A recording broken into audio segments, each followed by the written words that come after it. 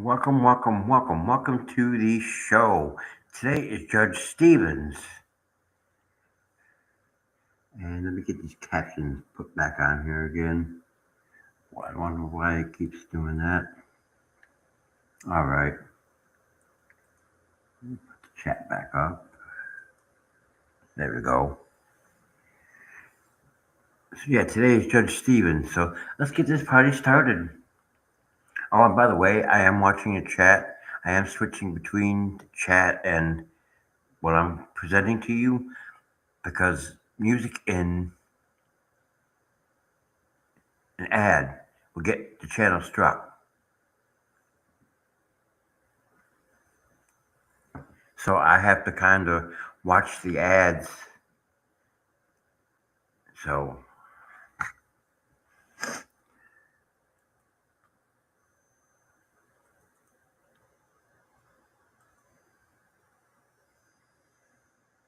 let's make this bigger.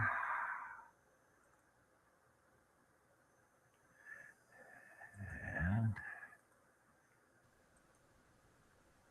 what else? Anything else? No, just alcohol, Your Honor. Because there was marijuana in the car. Yes, we only tested it for alcohol.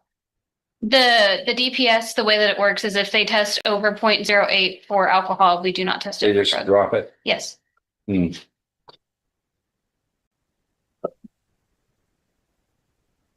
All right. You're still at 10333 Clay Road. Sir. Where do you live, sir? 431 Orange Avenue. 431. Orange Avenue, Port Arthur, Texas. There's an Orange Avenue in Port Arthur. Yes. Winter days.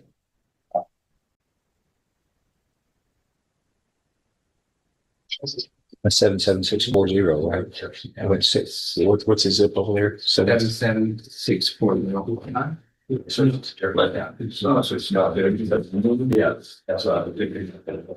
Are you employed somewhere? Oh, is Langston Adams your attorney? Well, no, I'm on initial designation. Initial designation. I think. Are you retained? No, sir. Oh, okay. No, sir. Are you working somewhere? Yes. Where? Bethel. I just been out work for a week. I was sick. I would like to ask request to give him a paid lawyer. If that's fine. Who have you talked to? Jay Hona out in Houston. Oh, okay. So where are you working though? Bethel. Like, how much do you make an hour there? 30. You're going to hire your own lawyer. Yes, sir. Yeah. That's usually. How much time do you need to do that? Weeks. 2 weeks.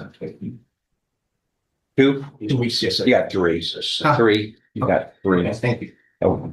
Yeah. Do you understand you're charged with the state jail felony of operating a motor vehicle while intoxicated with a child under 15 years of age? If it would have just been DWI, it wouldn't have been a felony. But because there's a child involved in the vehicle who is at risk, it's a state jail felony, which carries with it up to 2 years in the state jail. Do you understand? Mr. Adams is going to continue to represent you until you can get somebody hired. If you need to get some advice, you call him. He's standing by if it's needed. But it sounds like you got a plan. So that's what we'll do. We'll set it with 3 weeks. Get a resetting and also just have a seat in there in the box before you leave. We're going to test you to make sure that there's no alcohol or drugs. The right one, print? Right one? Okay. Are you Derek Robinson? Yes, sir. Are you still at 10776 Gage Road, Yes, sir. Beaumont? You're charged here with the state jail felony of illegal possession of synthetic marijuana. And that carries with it up to 2 years in the state jail. Are you retained? I'm appointed on it. No. Okay, where do you work when you're not He's- hauling drugs around? I'm just currently getting out, so I'm not working here. Hmm? Just currently getting out. I did 7 years. And Wait, 7 years in prison? yes, sir. How long have you been out? Like about 2 months left. And you get arrested for drugs? No, it's old. This was actually, it looks like from 2018, Your Honor. It is 6 years old. They just never did anything because you've been in prison? Yes, sir. What were you in prison for again? Family violence. For 7 years for family violence? 7 years. That's not the way it works. I do this every day. You just don't get it from family violence. You must have been charged with aggravated assault. Fully not. Is it from Jefferson County? Yes, sir. You don't get 7 years. How many convictions do you have? Do you have other convictions? Did they stack them together? No, it was enhancement. And what do you mean? Uh, Enhancement it was enhancement. It was because of a prior conviction? yes. Okay, so you had a conviction before a felony conviction, which made you weren't allowed to get probation from a jury. Yes. What was your conviction for before? It was for family violence. For family violence. Oh, and then you get charged with another family violence charge? Were you on probation at the time Personally, yes, sir. for the first one? And then you committed another one while you were on probation? Yes, sir. And Was it in this court? and they enhanced it. Oh, that's what I do.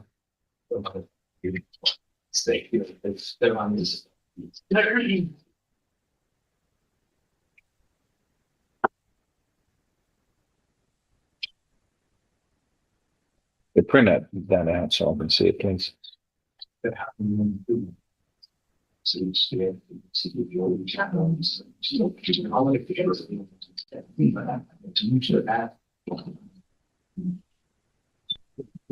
So what's your status of work?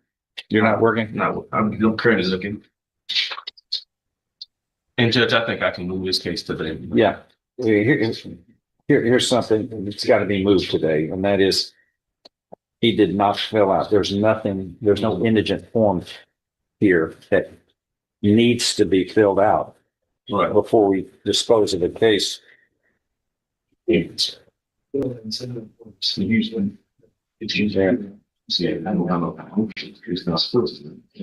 So just put that on the phone. No, we try to move it today. I guess, yes. Bring them on. Had a hold. Look at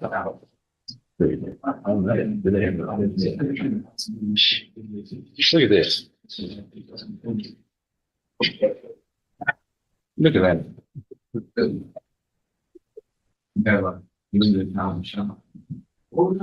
Signed, it's initialed by the JP, but nothing's filled in, and then it's. You want me to tell in front of everybody? No. You looked at it. You gotta fill that part out. It looks like somebody initialed for the justice of the peace without it being filled out, which is improper. Yes, sir. God, you just can't make this stuff up, like night court. All right, it needs to be filled out. But All right, we'll try. No, this. I'm trying to take care of it. that's you, sir? Yes, sir. Okay, what's your address? Is it still 365? No, I had moved to Austin. Everybody's moved. What is it now? 412 East William Cannon. What? 412 East William Cannon. East William Cannon. Austin, Texas, yes, sir. East William Cannon. What is the zip? I believe 787. Yeah, speak up. I believe 78745. How long have you lived there? For the past year. for the past year and you don't know your zip code? I never use it last time. You never use it? No, sir. It comes in handy when you write a letter I haven't wrote that in a long time. or paid a bill. Sir? You pay bills, don't you? I pay the person that owns the stuff. Oh, you're renting there? Yeah, I'm just. Oh, okay. All right. Yeah. Did you get your driver's license changed? No, sir. I haven't had a chance to be able to get my. How long have you been there? I'm just doing my obligation. A year? That's no excuse. That's not, the state doesn't put up with that. What do you have, 60 days? 60 days, something like that. That's all, days, not year. Boy. You don't have a driver's license? No, sir. Well, how do you get around? Do you walk? My dad brought me here. Okay. But you don't operate a motor vehicle? But you still have to have a state ID of some sort. Like, I haven't been over to get mine. I don't know. Who's the landlord there? There's no space savings. Okay. Friend, acquaintance. All right. Now, let's get to Thank you. the meat, the guts of this one. You're charged with what's called engaging in organized criminal activity, which in summary,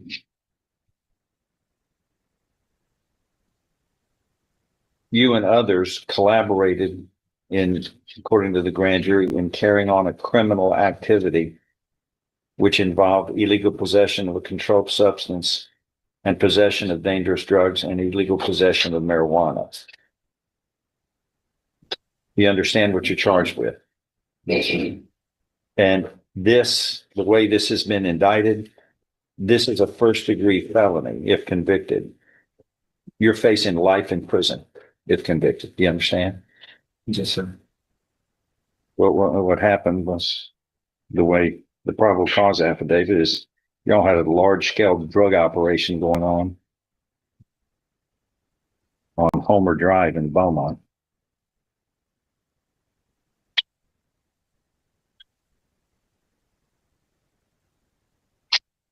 And people convicted of such a thing we're talking about pounds of drugs. They end up paying a steep price. All right. Worked like 4 weeks. It's a brand new case. Yeah, I just met this morning. You're unable to hire a lawyer? Is that right? I'm trying to obtain. Are you able to, where are you working right now? Right, I work at a recording studio and I'm also a student. How much do you make an hour? 12 every month. You know, well, 12. yeah, that's like 20 grand. You're, but for a first degree felony, an attorney's going to cost that. Right. At least. Fill out an indigent form. Get over there, fill that out, an indigent form, and that's to be completed so Mr. Dusler can continue to represent you. You can hire somebody anytime you wish. The taxpayers would love that, rather than paying for your mess. We would rather have you earn it and pay for messes. But until then, fill that out. Back in February, so we got March, April, May, 3 months have gone by. Back in February, you were arraigned in front of the magistrate for this second degree felony of assault on a peace officer, which also includes 2 prior convictions, 2016 robbery. And you were convicted in the court next door, the 252nd, also in the court next door. After that was final, you committed unlawful possession of a firearm by a felon and were convicted of that in 2019. Thereafter, it is alleged you've committed this offense. I'm looking at this affidavit of indigence, and this was you were in front of a magistrate 3 months ago. And do you remember what you told the magistrate? You're going to hire your own lawyer. That's why he didn't appoint us. I know you didn't hire him. Who'd you hire? I know this. So are you lying to people? Sir, 3 months have gone by. You were supposed to hire somebody 3 months. yes, sir. I had the first finish paying off my bond, sir. You don't have a plan in mind about how you're going to do things? You've made a promise to the magistrate that you didn't keep. Thanks for wasting all of our time and the people's time and money. So who are you going to hire now? You've had more than enough time. Who are you going to hire?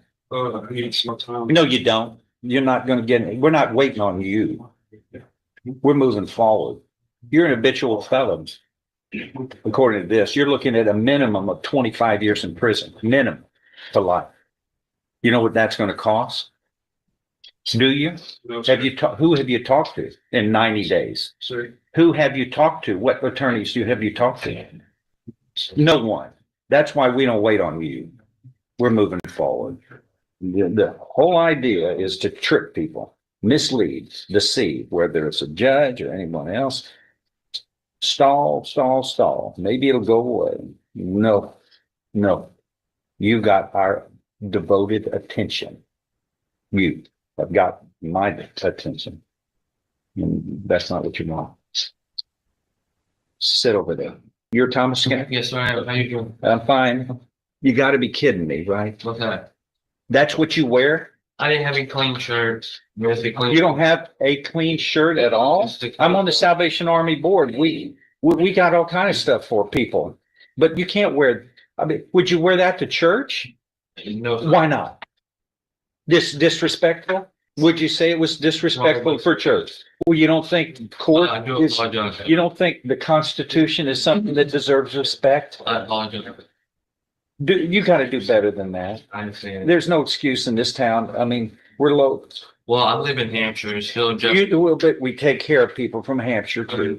We can take care of people I do who can't. apologize. Martin. Yeah, I don't want to see that again. Okay. Hope you will never see me again. Look, everybody, yeah. You know, if I had $1 every time somebody said that, I hope that's true, but I'd be Donald Trump. If I had $1 for every time people said that. That just seems to be what everybody says, but I see him a few months later in court Yes. over and over again. No way. And fix this. Have you ever been convicted of a felony before? Yes. What? Child endangerment. Is that it? Yes, sir. I believe so. You don't know? I'm sure there's one more. I can't remember what. You I was forgot a convicted felony once. conviction? You forgot? I was on probation for 5 years in 2010 Over. for child endangerment, child abandonment. Okay, was that regular probation or deferred? It was deferred. Okay, did you get revoked? No. Okay, you weren't convicted. Okay. You don't know that? I was assuming I was. Who said, how would, well, you look into that. I don't think you're convicted if you were on deferred and it was not revoked, Okay. sir. I'll look into that when I get out. Is there anything else that you can't remember that you coming back to your mind? That's all I can remember. All right. I think if you would have had that prior conviction, what county was that? Jefferson. It would have showed up on the indictment Okay. and it's not. Okay. Well, you don't want to go around filling out job applications saying you were convicted if you want to. You're not going to get a job. Yes. Huh? It was. See, it was deferred and it's been dismissed. Yeah. Okay, you're clear, Okay. Thank except you. for this now. Yes, sir. See back over there. All right. It's a state jail felony which carries with it up to 2 years in the state jail. All right. Does the defendant who's here with his attorney, Mr. Deucer, waive a formal reading of the indictment and the arraignment here? Can we proceed in summary? Yes. In summary, this indictment alleges that on or about February 28, 2025 in Jefferson County, Texas, you committed a state jail felony of theft, which carries with it, if convicted, confinement in a state jail for any term of not less than 180 days or more than 2 years. In addition, a fine up to $10,000 can be assessed. Do you understand what you're charged with? Yes, sir.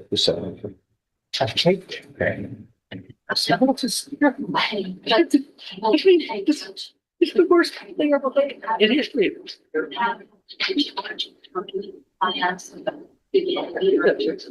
Right, well, that's what I did. I know. But there's 20 That's not probably the most efficient one time. Anyways, probation and advance. I've seen the block chisel. Cavemen used to use those. That's what they found. Okay. You understand what you're charged with here and Yes, the sir. punishment range applicable? Yes, sir. An agreement has been reached where you would be pleading guilty, placed on deferred again, Yes, Your Honor. where Santa has come to see you again. Yes, sir. You're placed on deferred or unadjudicated probation, which, well, we saw how well that worked last time, kept him out of trouble. Or 15 years. it's supposed to be forever. You're not supposed to commit. I was trying to do something nice for a person. And well, you owe $1,504 to the complainant. You understand? What's that mean? The complainant, the person who was victimized. You owe, that's what the loss is. It states restitution in the amount of $1,504. Okay. How soon could you pay that back? I can pay. I don't have a job right now, but I have a girlfriend and she's helping me out. But I'm going today and trying to find a job. Taking 6 months. Because that's going to give you 6 months to pay it back. Okay. But don't be bumming off your girlfriend. Well, I don't. I mean, I do try and find odd jobs. If I follow this agreement, you have no right of appeal. Do you understand? Yes, sir. How do you plead to this? Guilty or not guilty, sir? Guilty. Are you pleading guilty voluntarily? Yes. That is on your own free will Yes. and because you are guilty. Yes, Your Honor. I'm going to show you what's marked as State's Exhibit 1. Can you show me what?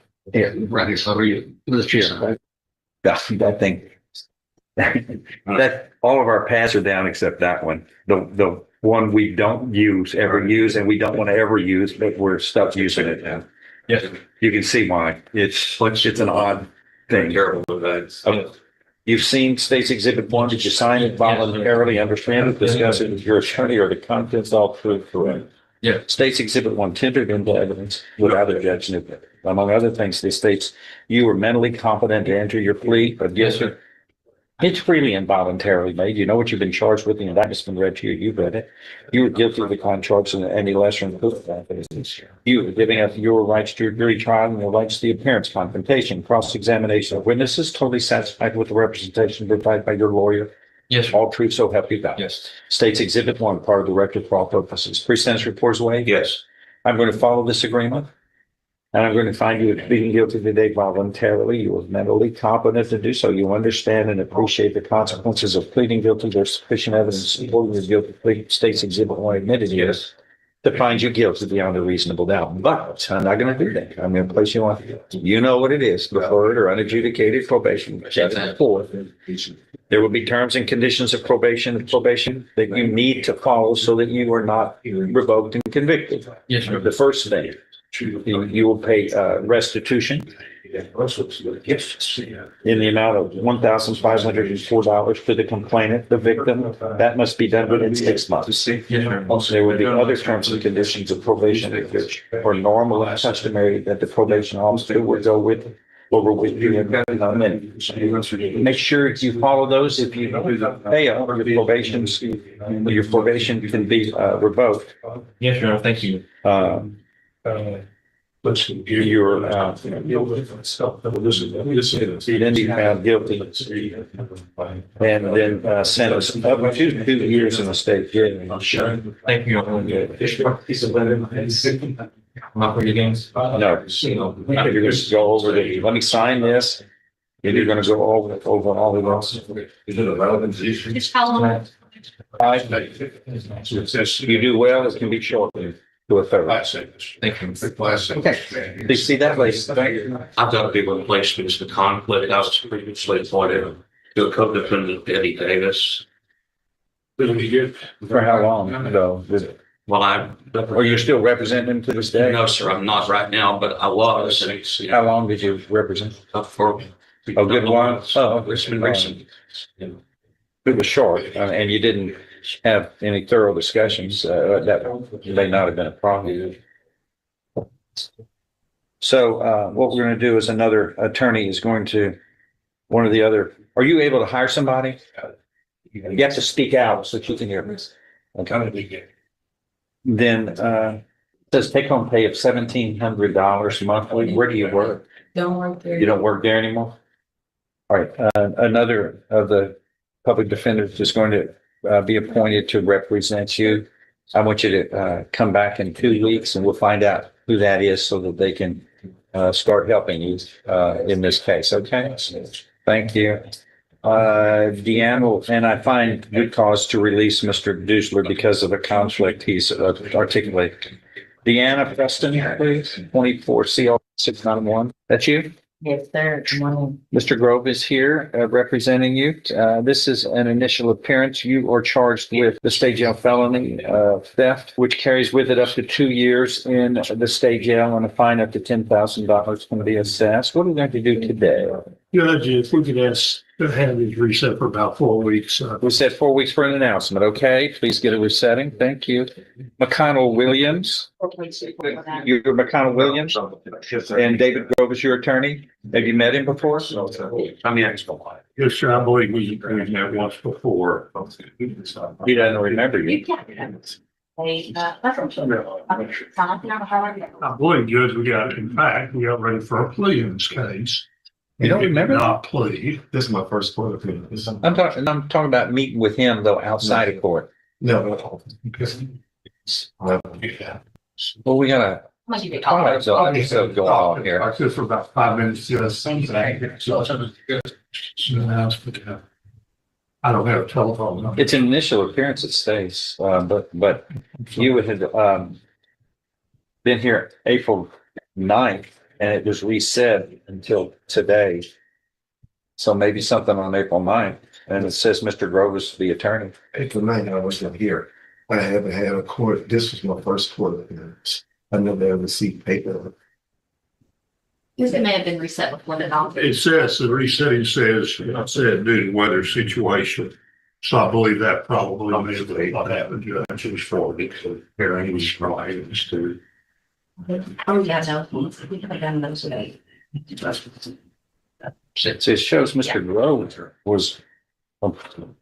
was on your case as of February. I didn't sign it. Then, okay.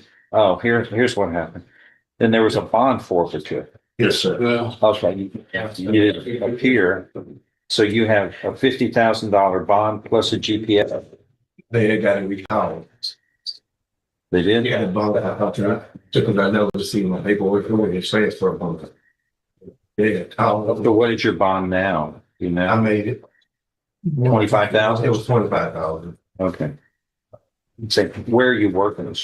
Well, right now, like this. How did you pay $25,000 bond? That was last year. I was working there. You know, Where were you working at? I was driving trucks for a company. Okay, you say 4 weeks? Yes, sir. All right, we're done. Get a resetting 4 weeks, please. Thank you. Yes, sir. No, yes, Yvonne Gilbert? sir. Yes. One of them's been that sense. Yes, sir. 2 cases. Right, here's this. And I got Robinson, please. So, more Robinson. You're Javon Gilbert? Yes, sir. 2 cases, 24 CR 1398 and 1399. A state jail felony of attempting to take a weapon from a police officer. Lucky you weren't killed. And a second-degree felony of assault on a peace officer in 1399. So state jail felony carries with it up to 2 years in state jail. And the other case, second-degree felony, you can be sentenced up to 20 years in prison for that case. What are we doing today? Judge, on this case, she's 19 years old. I did get discovery from Mr. Ham. I did get an officer swimming. I applied for the free trial diversion program. She was denied. But what I want to do today is just take one more shot at asking reconsideration. And the reason being is she's 19 years old. And I know Mr. Ham is aware that I did apply for the pre-trial diversion, and they did reject it. I mean, I got a rejection letter from some, where I am right now is just asking for reconsideration. That's why I What is am it about today. 19? She's an adult. Mr. Knaut's not going to approve somebody with this type of offense, Judge. Yes. Yeah. So I'm just asking them to reconsider. But she's an adult, like most people here, they're adults. Once you're adult, you're held accountable to being an adult and to knowing better. You're not a child. And you're held to responsibilities after an adult. That's what's normal. Because, okay, she's 19, so then 20, 21, 20, where's the cutoff? Where you're too old? You're too young. There isn't. That's why we set it at 18. 17, yeah. Most people have rights and privileges at 17. Anyway, Well, Judge, I just want one more. I understand. And that's it. Just one announcement. 4 weeks. That'll work. You got it. Thanks. Okay. Welcome to the world's largest invention.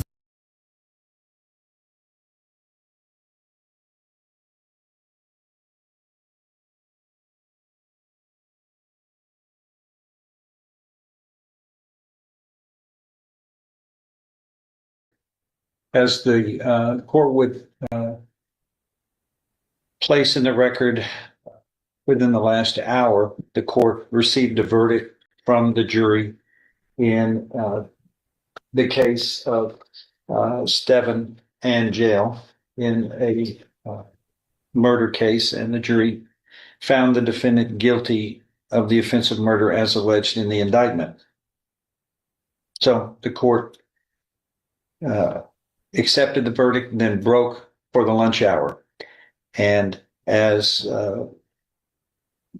participants and the jury and spectators were leaving the courtroom, this court saw some activity at the doorway, and I could see one or two bodies, and it was obvious that physical confrontation was going on at the doorway, inside the doorway and at the doorway of this courtroom, as the court was still in session on this matter.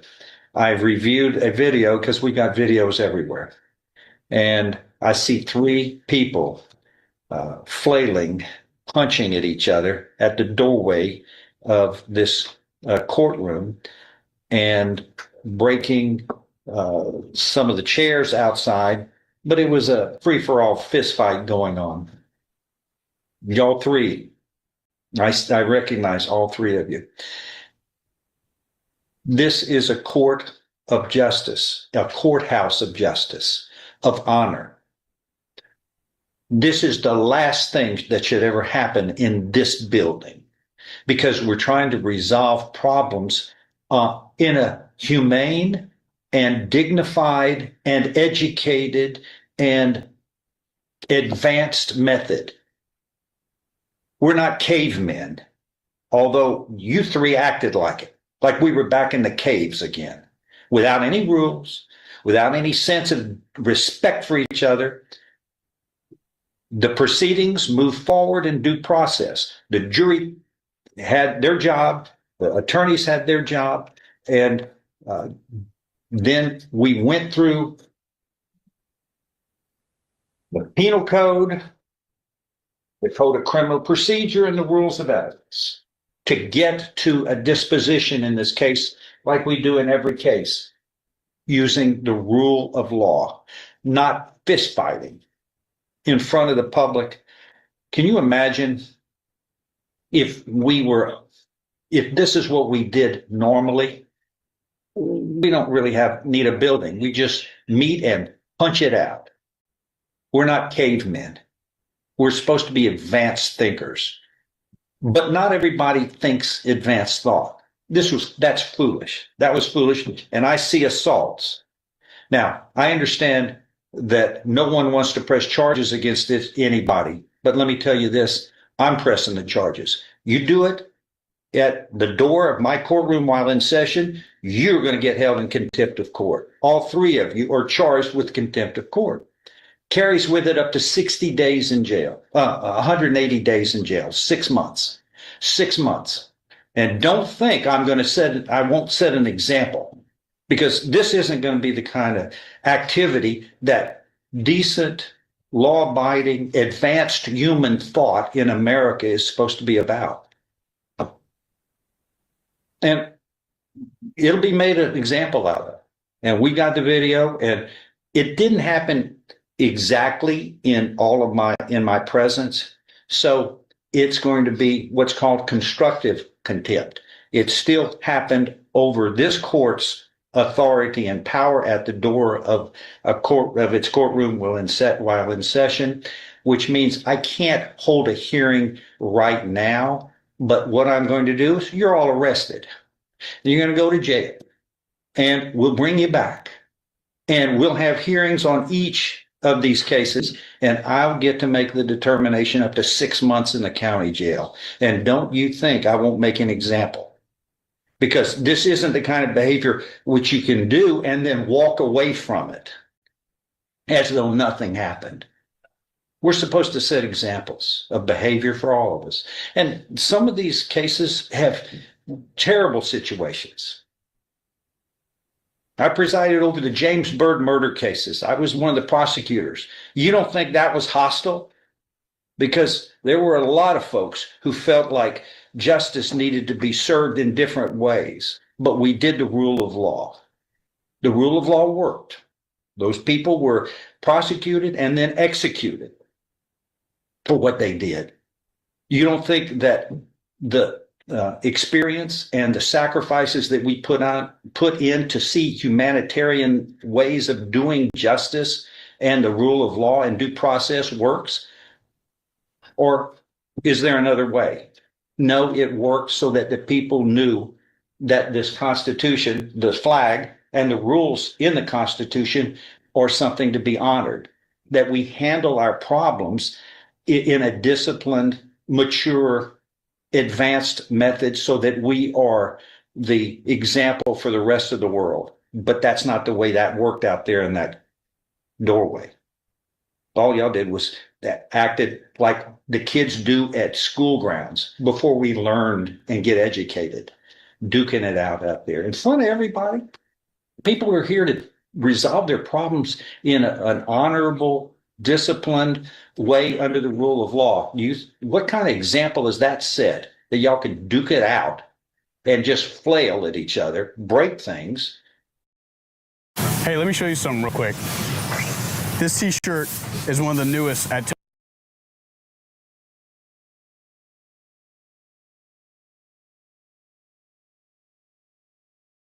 and disrupt the proceeding, disrupted my proceeding. I had to stop the proceedings that we were conducting here to finish this. But you got my attention, and you're gonna have hearings, each of you, and I'll get to make the decision because you don't have a jury trial that's in front of me. And you can be ultimately sentenced in jail up to 6 months. Does everybody understand that? All of you? Okay, I need everybody's names. Yours first, sir. Charles Nicholas Jr. All right. Spell your first name. Is it Charles? Yes, sir.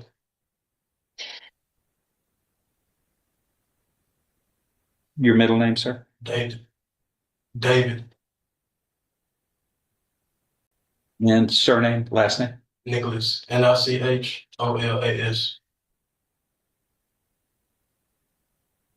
And you, sir? Charles Nicholas Sr.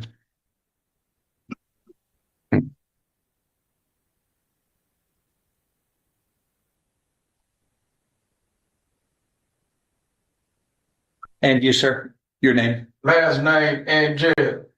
First name STERON.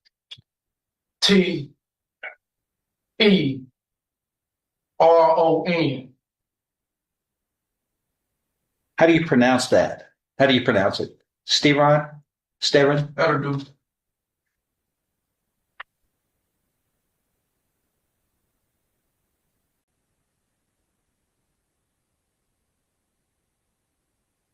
Okay, what we call this is what's called constructive contempt. That means it didn't completely happen in the court's view, but it happened where it disrupted the court's lawful duties in our hearings because it all occurred at this doorway.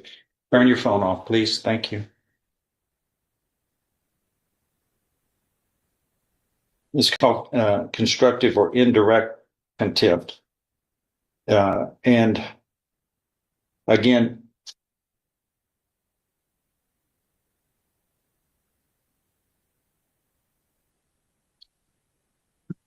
this is what's called criminal contempt rather than civil contempt, because you can be placed up to 6 months in the county jail.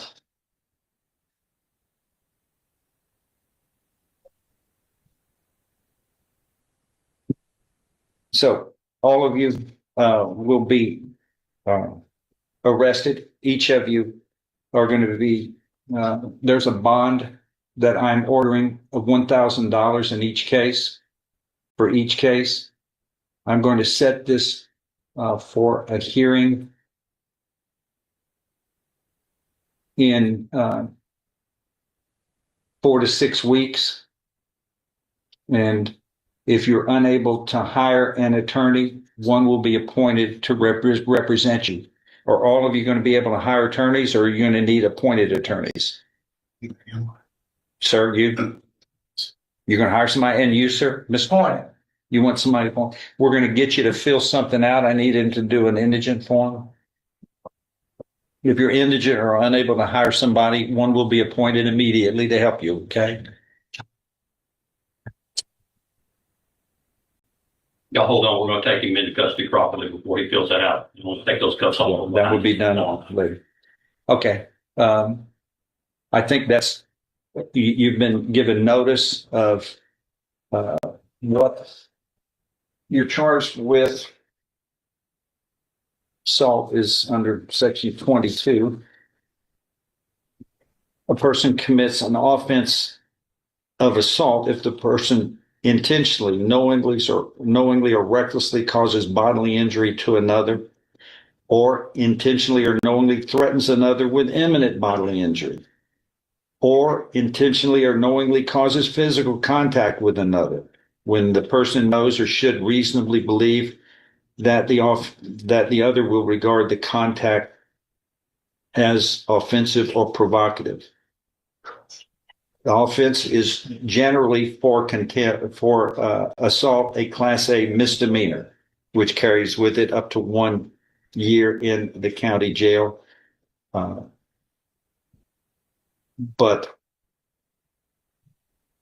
the court on proceeding with contempt in a contempt proceeding, again, can sentence the offenders up to 6 months, but you have an opportunity to be heard with due process and present evidence on your behalf in to answer the proceedings.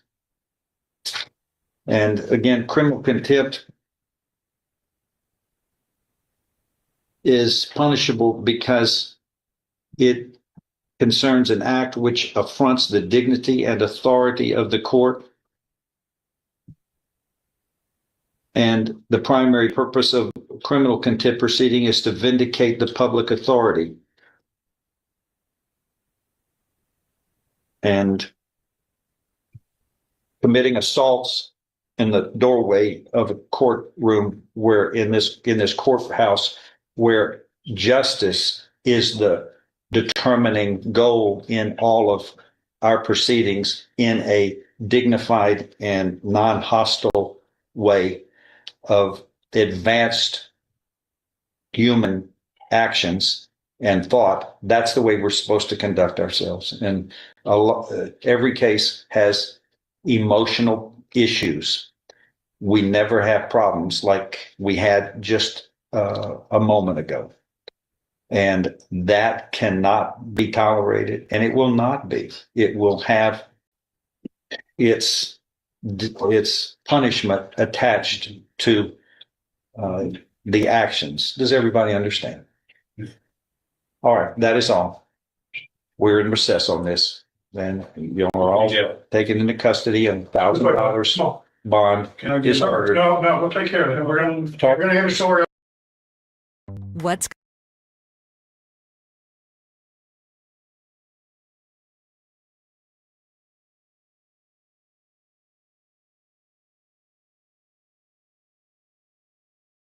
Thank you.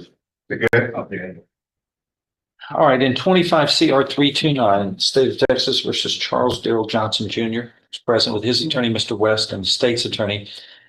There's been a change in the defendant's plea. He has decided to plead guilty in the middle of this trial and has entered into a plea agreement with the state. Is that true?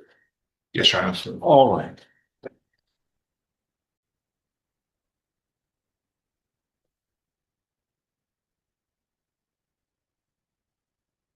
Does the defendant waive a formal reading of the indictment and the arraignment here? Can we proceed in summary? Yes, Your Honor, please. In summary, Mr. Johnson, as you intimately know, this indictment, which was handed up on March 19th of this year, alleges that on or about November 9th, 2024 in Jefferson County, Texas, you committed the second-degree felony of burglary of a habitation by intentionally and knowingly entering a habitation without the effective consent of the owner with the intent to commit assault. Do you understand what you have been charged with? Yes, sir. If convicted, this is a second-degree felony, which means you face a term of not more than 20 years or less than 2 years in prison. In addition, a fine may be assessed not to exceed $10,000. Do you understand the punishment range that is applicable here? Yes, sir. An agreement has been reached where you would be pleading guilty, and whatever sentence shall not exceed a cap of 10 years in prison. So we've got several options. Number one, you could be found guilty, sentenced to no less than 2 nor more than 10 years confinement in prison. Yes, sir. You could be placed on deferred or unadjudicated probation for up to 10 years. And a third option is you could be sentenced to no less than 2 nor more than 10 years confinement in prison. And then that could be suspended and you would be placed on regular probation for up to 10 years. Those are your 3 options. And what is going to happen is the court is going to order a pre-sentence report. We will return back after the probation office. We need to tell them Yes, sir. to be alerted. The probation office will go do a pre-sentence report. We will return back on January 5th, 2026. All parties will add anything else you want to include, and the court will make its decision within those parameters. Do you understand the plan? And is that your agreement? Yes, sir. If I follow this agreement, you have no right of appeal. Do you understand? Yes, sir.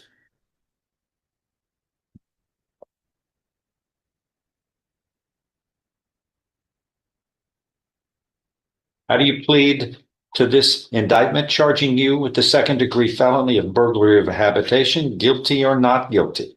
Guilty. Are you pleading guilty voluntarily? And because you are guilty, Yes, sir. show you what's marked as State's Exhibit 1? Did you sign that document? Yes, sir. Understand it, discuss it with your attorney? Or the contents all true and correct here? Yes, sir. State's Exhibit 1 is tendered into evidence. No objection.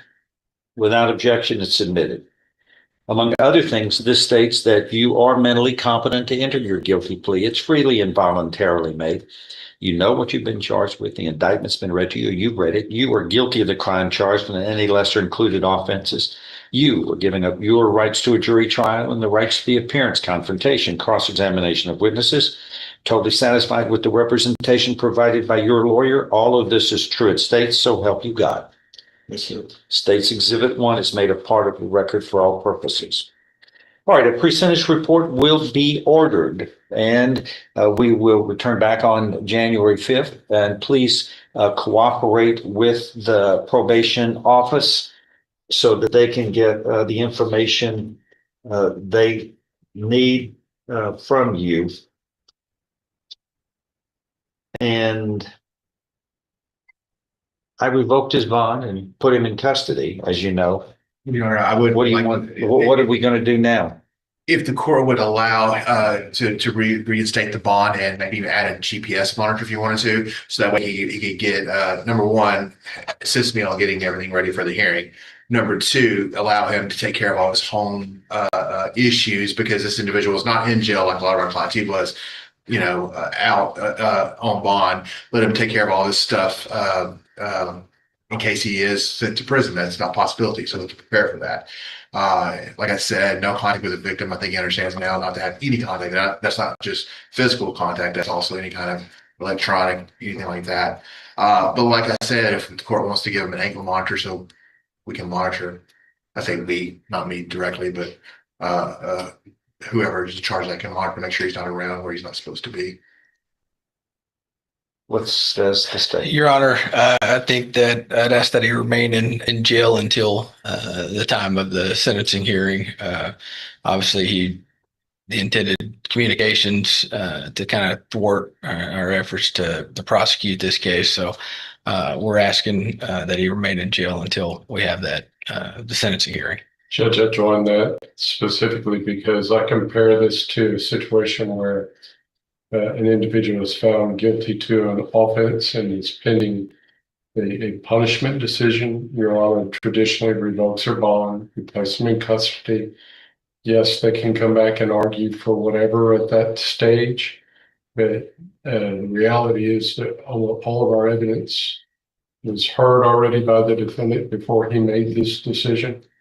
The only thing we have remaining was a 911 call, and so I would ask you to leave it as is. Let's not go searching for this man. Let's make a decision whenever it's reset. Well, the problem is that this is how to tell if you're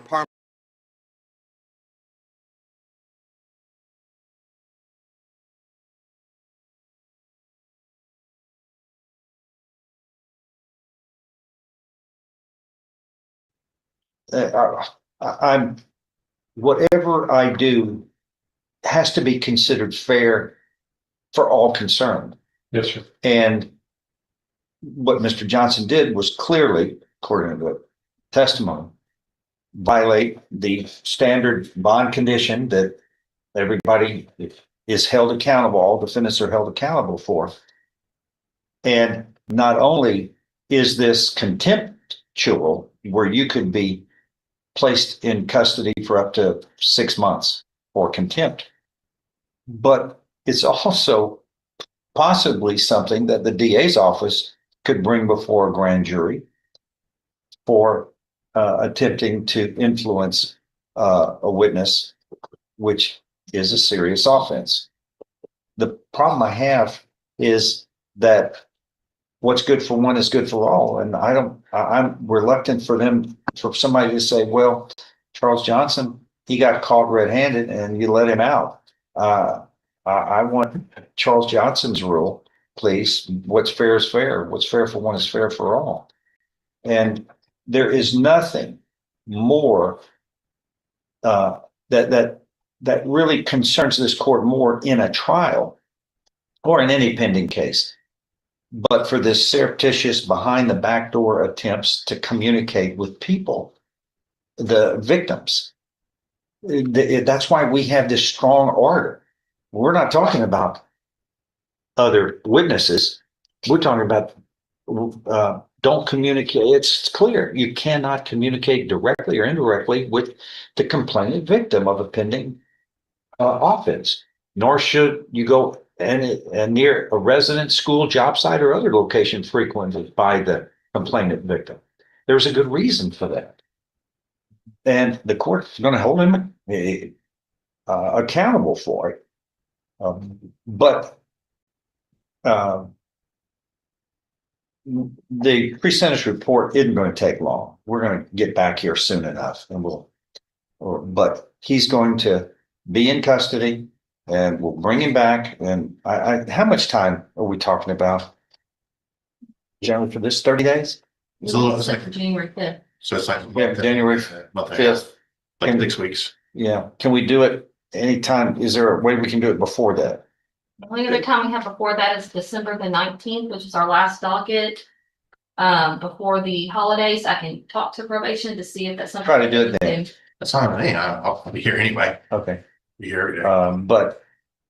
But you're going to be able to, you've got to purge the sin on communicating with her when you were ordered.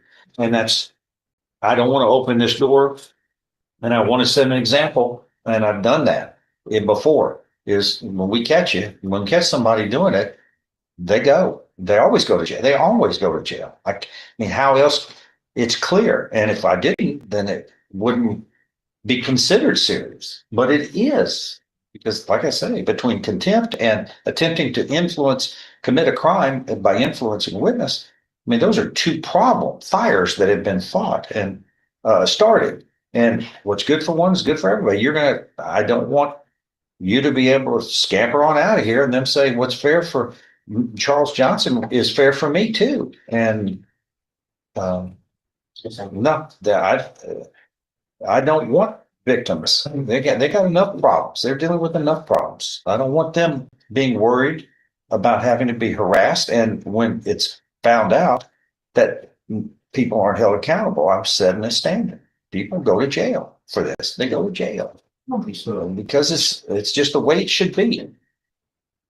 This is a clear rule. It's a serious infraction. There's not a doubt about this. So you're going to stay in custody. We're going to get you back on December 19th. Everybody will be heard, and then the decision of this court will be made at that time. Let's see, get letters and stuff. So Anything else, John, to add? What about the state? All right. That is all. We're in recess. Oh my God, whether you're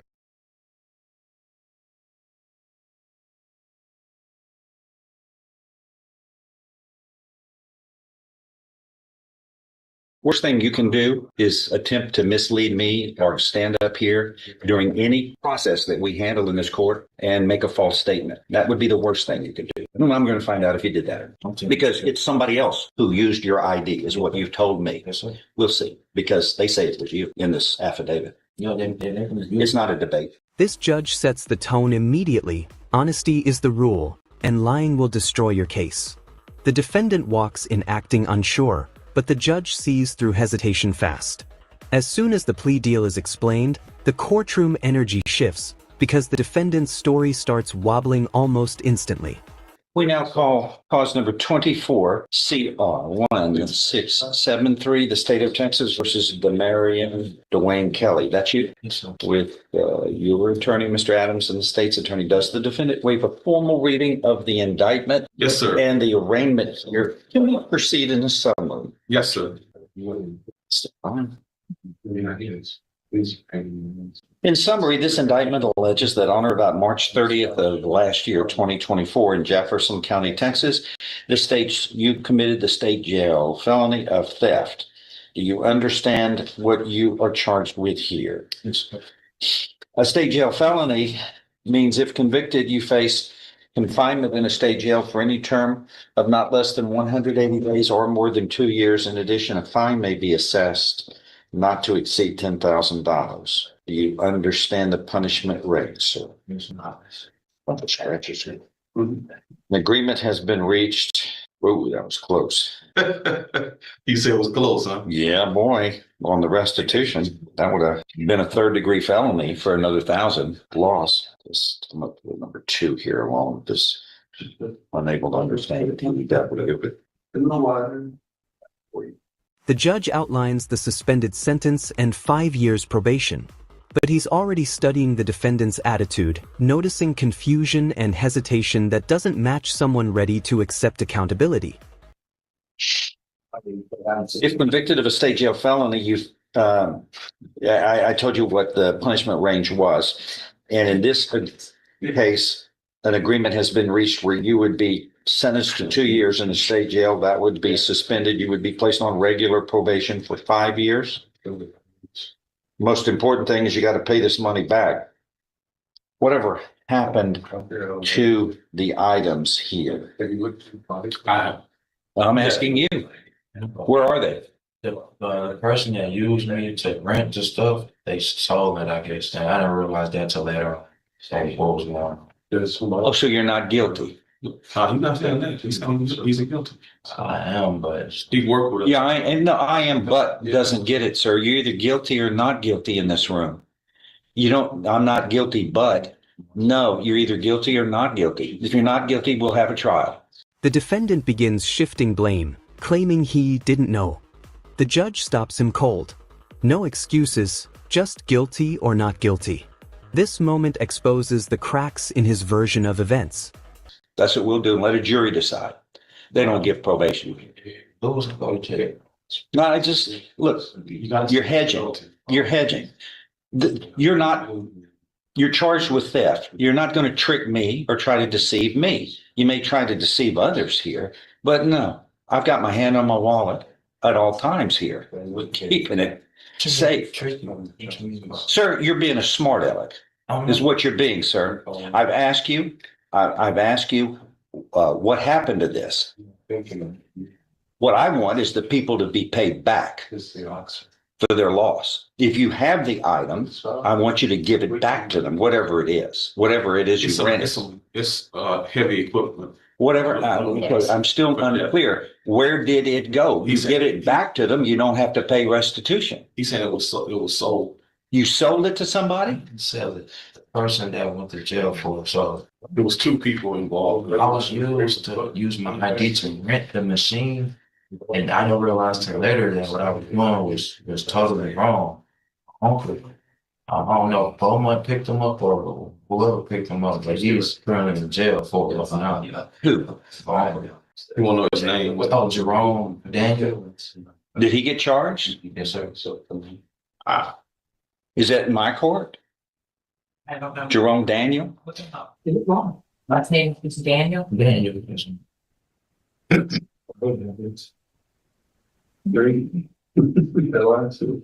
I'm not seeing it either. That don't work. Try Jerome Terry Daniel. So, Terry? yes, ma'am.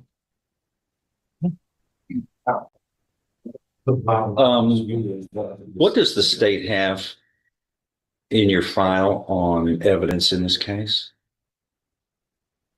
Your Honor, we have the contract from JAC Rentals where this equipment was. May I see that? What else do you have in there? An office report, photos of the materials. Driver's license? Worst thing you can do is attempt to mislead me or stand up here during any process that we handle in this court and make a false statement. That would be the worst thing you could do. And I'm going to find out if you did that or not. Because it's somebody else who used your ID is what you've told me. Yes, sir. We'll see, because they say it was you in this affidavit. Yeah, they're making it. It's not a debate. I'm going to just let me get the information. And The judge warns again, if you lie, things get worse. When the ID enters evidence, the defendant's story becomes impossible to defend. The judge knows he's hearing contradictions stack up quickly. your story is you had no knowledge that somebody else was going to use your ID and rip this, correct? Yes, ma'am.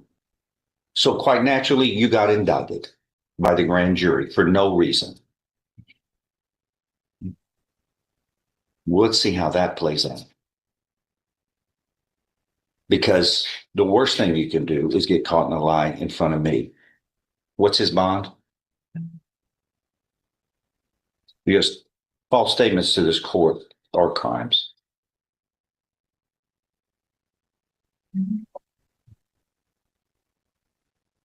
You know, 5,000.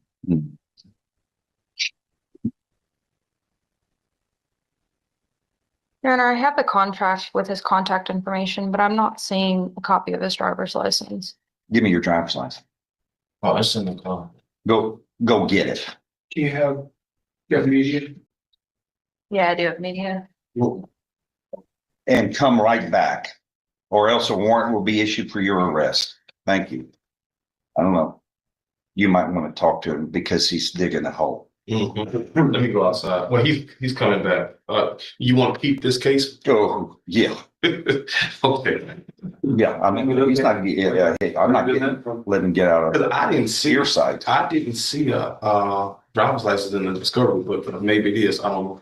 I'm not. I didn't see it. I'm seeing name, phone number, email, address, last four digits of the credit card. You heard what he's saying. What do you have to show me to refute what he's saying, that he had nothing to do with this and it was somebody else using his ID? But y'all indicted him. Y'all had an idea of, and the other person was not indicted, correct? Not in our county. Yeah, okay. What he's saying is y'all have indicted an innocent man.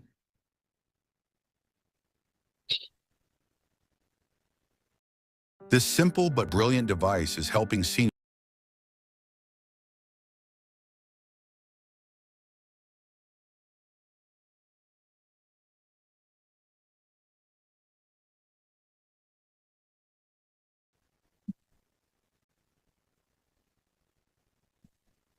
But that's been said before.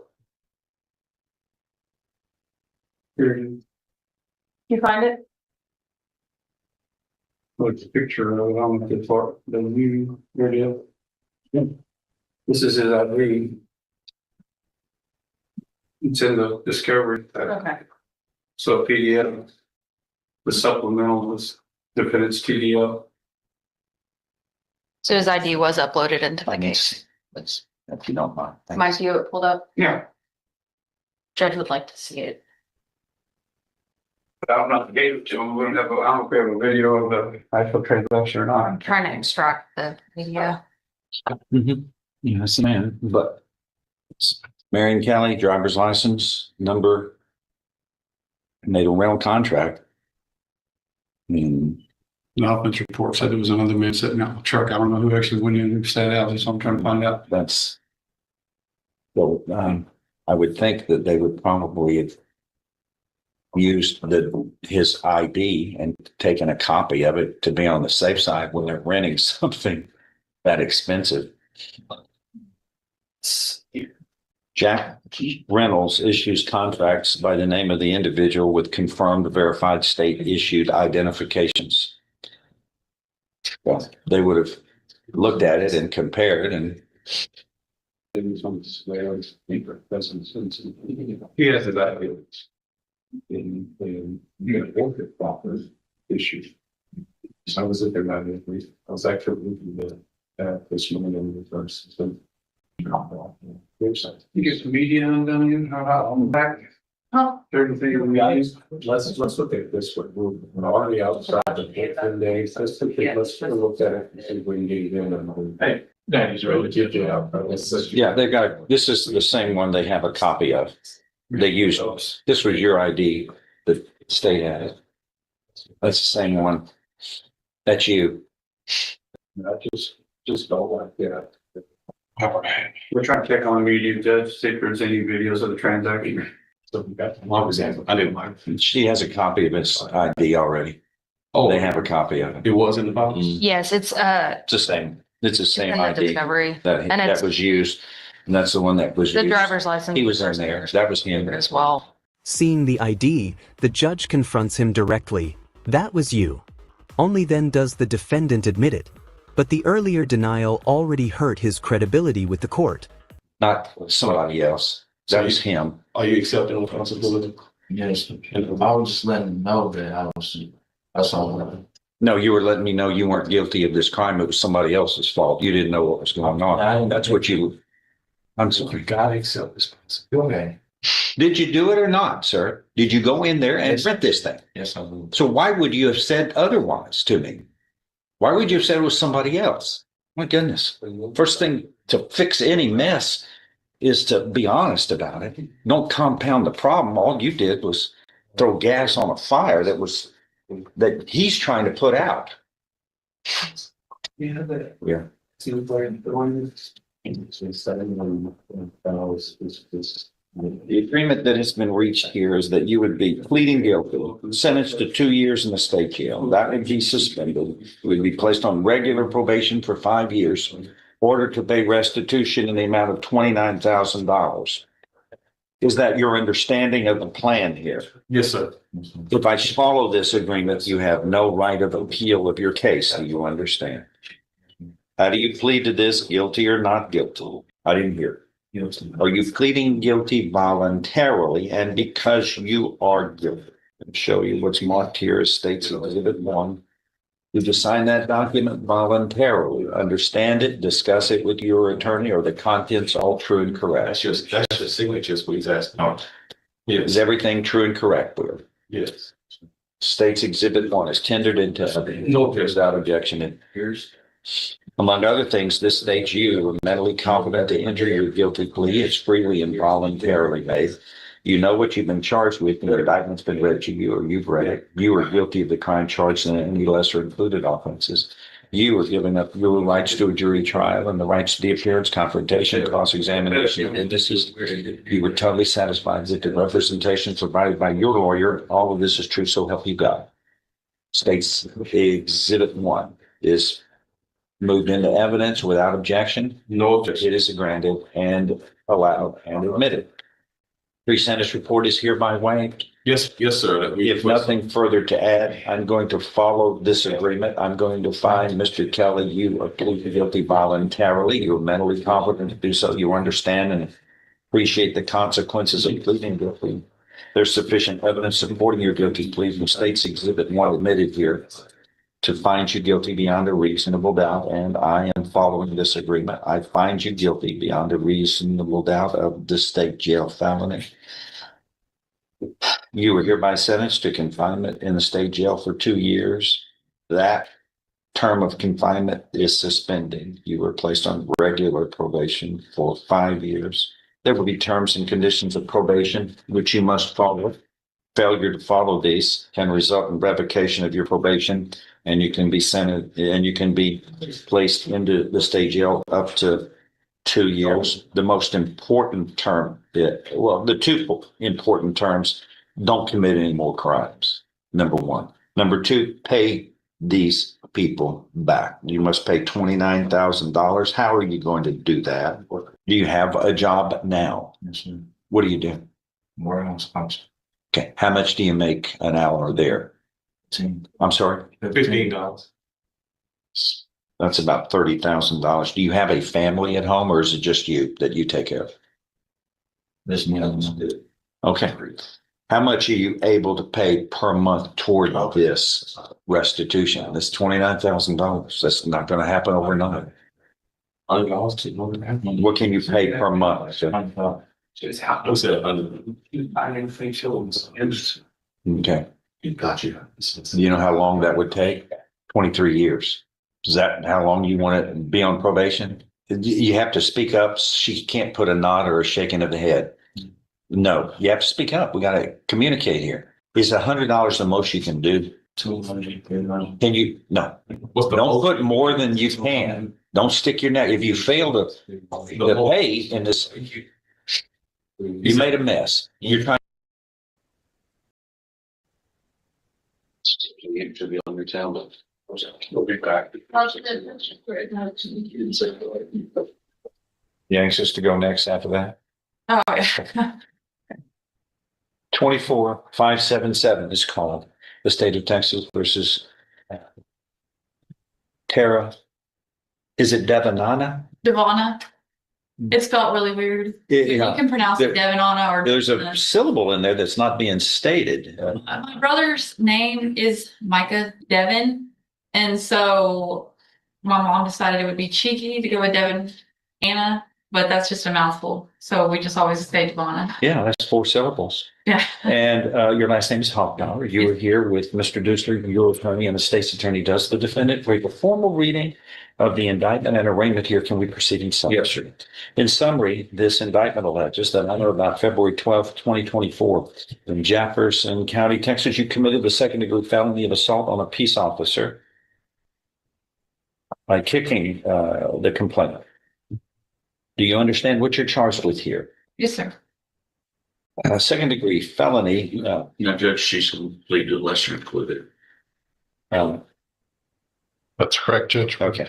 It was second degree felony was checked, but we missed the box completely. But That's tablets for really active. It's what is it, class A? Class A misdemeanor.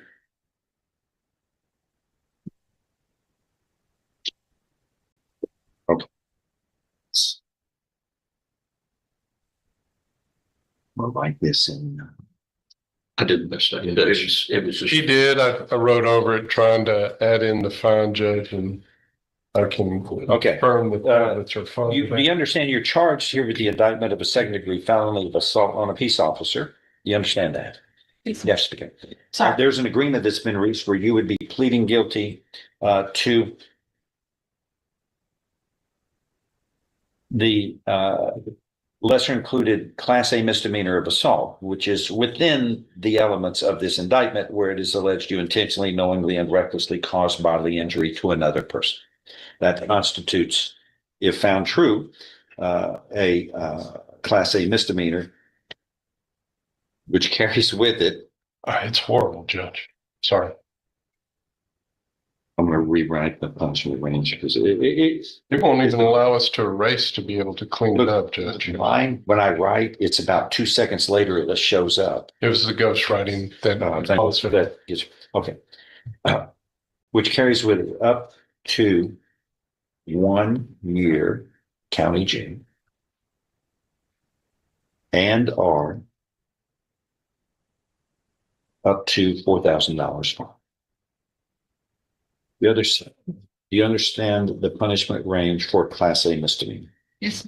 An agreement's been reached in your case where you would be pleading guilty and placed on deferred or unadjudicated probation, which will be up to 1 year. And you will be fined $200, and there will be terms and conditions of probation, normal and customary for class A misdemeanor assaults. Is that your understanding of the plan? Yes, sir. If I follow this, you have no right of appeal. Do you understand? Yes, sir. How do you plead to this lesser included class A misdemeanor? Guilty or not guilty? Yes. Are you pleading guilty voluntarily and because you are guilty? Yes, sir. Yes. Show you what's marked as State's Exhibit 1. Did you sign that document voluntarily? Understand it? Discuss it with your attorney?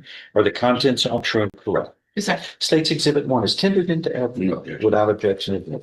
Among other things, this states you are mentally competent to enter your guilty plea, and it's freely and voluntarily made. You know what you've been charged with. The indictment's been read to you. You've read it. You were guilty of the crime charged and any lesser included offenses, such as the one you have pleaded guilty to today, the class A misdemeanor of assault. You were giving up your rights to a jury trial and the rights to the appearance, confrontation, cross-examination of witnesses. You're totally satisfied with the representation provided by your lawyer. All of this is through a state, so help you God. And the court makes findings in accordance with this State's Exhibit 1. Is all of this true? Yes, sir. State's Exhibit 1, part of the record for all purposes, pre-sentence report is Yes, ready. I'm going to follow this agreement and find that there is sufficient evidence supporting this guilty plea to find you guilty beyond a reasonable doubt of the lesser included offense of class A misdemeanor of assault. And I'm following this agreement, and you are not going to be found guilty, but any finding of guilt will be deferred. You will be placed on deferred or unadjudicated probation for 1 year. There will be a fine of $200, and there will be other terms and conditions of probation, which are normal and customary for this type of offense. Please make sure you follow it. If you fail, your probation could be revoked and you could be sentenced up to a year in jail. You know, okay, good. I'm certain she's never she has nothing on the record besides this, Judge. We'll move on to her. There's always a first. Question is, will there be a second? Let's fix that. Okay. Work very hard to change my life. All right. Good for you. Please see the probation officer. My purse. Thank you. Y'all have a title on this? Does the state have a title in the victim's name? It says it is. Pay cash, sign the title, provided it. Yes, I think, yeah, we do. It's this guy's signature's on the back of the title. He was identified by his distinctive weapon, which for the record, I noticed when he approached the bench and worked today. What's the date on the title? Yeah. It's his car? You say? That's what he tells me. Where's the titles? Do you have a title for? Where's the title to it? That's what counts in the state of Texas. Do y'all have a title you can produce? So yeah, Well, have a title for the car? yeah, I do have the title. Where is it? It's in the vehicle. Go get it. I don't have the vehicle here to have to bring it. But I also had so it was two different titles. I had one in my car and I had another. So I had two titles to the vehicle because I thought I lost the first one. But due to the fact that the man, I don't even know who this guy is that's accusing me of $4,000 because he never gave me $4,000. I have no idea who he is. But my brother had my car in the process, so I had let my brother borrow my car, but no guys gave me $4,000 for a car. But that I have no. Well, a title is what dictates it, and signatures have a distinct similarity to that's what counts. I mean, if this is know this person, do you even know this guy? I don't know him. I don't. Okay. So, okay. Well, I mean, if they want a trial, they get a trial. But I mean, if they would provide me some of this information, I might be able to look at this. But I mean, no one said anything to me. I gave them an offer and they rejected it, and now it's set for trial. Yeah. Are you able to hire a lawyer? I can't afford. Why not? Because the reason why they're expensive, but the taxpayers, I don't want to pay for a mess that the grand jury says you caused. It's a presumption of innocence, but still, I'm not going to pay for with my tax money. I don't want to, and that's what the people who put me in office say too. We're not going to just freeload people who are charged with crimes because there's an investigation that's done and the grand jury indicts, and procedures are used to make sure that any person charged with a crime, it's not done frivolously. It's done responsibly, deliberately. And then that's your problem when you're charged with a crime to pay for the amount. I'm sorry. You don't have a job at all? Yeah, I just started working a job, but I can't. I barely can afford my bills. I'm only in. You just have to have less bills. I'm only in Bowman right now. I was in Katy, so I'm only in Bowman. To this case, unless this. What do you case do? is finished. What is your job? So I just work at I work at Home Outlet. A what? It's like a store like where you can cabinets and things like that. Well, you have tax returns, right? You file tax returns every year? I just started working. I haven't filed a tax return. So last year I didn't have a job. When was the last time you filed a tax return? 2 years ago. Okay. Where were you working then? I was working in Katy when I was still out in here. I'm sorry. What were you doing? Oh, I was a supervisor at Rock Distribution Center. Like, what was your income then? I had pretty decent income. I was about 65,000 a year. Well, this is resolvable because of the methodology that is required in having registration and titles. And I'm going to reset this a couple of weeks for review. Why don't y'all see if y'all can get that, whatever it is, to the DA's office so that they can have a decision of whether they may go forward or not. If you have a title and it's a worthy title, that's what counts. But if you don't, the state says they've got a title that has the signatures that are similar, that represent you and somebody else. And I mean, I don't see what the fact issues is on that unless somebody forged somebody's name with their using their handwriting, which is not easy. Right. Either there's a crime here or a crime in the forgery of the title. I mean, then one has to be true. Something is just, if there's no other title. And if there is another title, there shouldn't be two titles. And I was never paid any, absolutely no penny, absolutely nothing. So I can't sell my car and not get paid for my car. Yes, sir. Okay. Well, let's get the title and let's figure out, get it over to the DA's office so that they can try to resolve this. Okay? Where's the vehicle right now? It's on pinchback. It's not even much operable right now. But it's You in my have possession. possession. Yes, sir. Yes, sir. Okay, all right. All right, 2 weeks, okay? Thanks. Was indicted on a new case. I don't think Mr. Grove has discovery on that one. I don't know about the new case. I discussed it with Mr. Thomas today, and Mr. Thomas Here's my home. Mr. Thomas is not guilty of these cases. Now, the new case, which I'm not aware of, I can't really comment on what.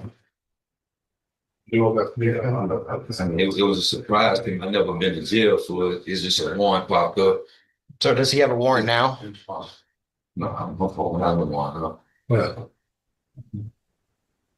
Well, this one's, look, the failure to comply with sex offender registration is cut and dry. What is it showing for his registration? I mean, if y'all have anything? I mean, he's not guilty, but he's supposed to be registering. There's got to, Yes, sir. There has to be proof of registration for this because he is required. I've been registered, sir. You haven't He's seen been me. registered in Louisiana. Is that correct? I'm registered here. Registered here. Where's your certificate or proof of registration? You had Mr. Hamilton computer last time, remember? I don't. I've got 5,000 cases. All right. I don't remember. Yeah, I'm registered. Truly, I really don't. That's for y'all. I've been arrested ever since I born out. Once y'all came got me from Louisiana, I've been arrested ever since then. I arrested every year on my birthday. From Louisiana? No, here. So this December coming, I got arrested again. So what's the date? This is October 27th of 2022 is when you Yes, sir. failed. That was going on 3 years now. And that's the question on or about October 27th, 2022. Did you fail to register? Even though that's almost 3 years ago. I don't know. That whole time, I was in Louisiana. I just got it doesn't matter. Were you failing? Beaumont says you were supposed to be registering to them.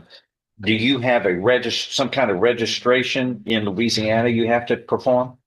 I'm not under them no more. That's what I'm saying. But when I didn't go register down there, oh no, yes. Well, back in I just got out of jail for it in Louisiana. back in 2022, you were required to register in Louisiana. When you were registered then even though that's 3 years ago, Judge. I believe that's it. And we go back and forth. He also has been in Orange County, I believe, but different registrations. It says the probable cause says the defendant had been living in Beaumont since February of 2022 and had not checked in for his annual verification of change in status as required by the Texas Code of Criminal Procedure. Right. So he had deregistered in 2014 and said he was moving to Louisiana. And then we were alerted that he had been arrested in some misdemeanor offenses here in Beaumont and was providing an address that he was living at in Beaumont at on Magnolia Street. 3438. Right. And so that was what prompted the initiation of this case and investigation. Now you see what happened with that was in 22, I was working in the hurricane in New Orleans. I came here on the weekend and got in that trouble. That's what it happened. But I was working in New Orleans. I got proof of it. But you registered in Louisiana. Louisiana, that's what I'm saying. And then when I failed to pay them, they got me for not registering because they was stealing money from me.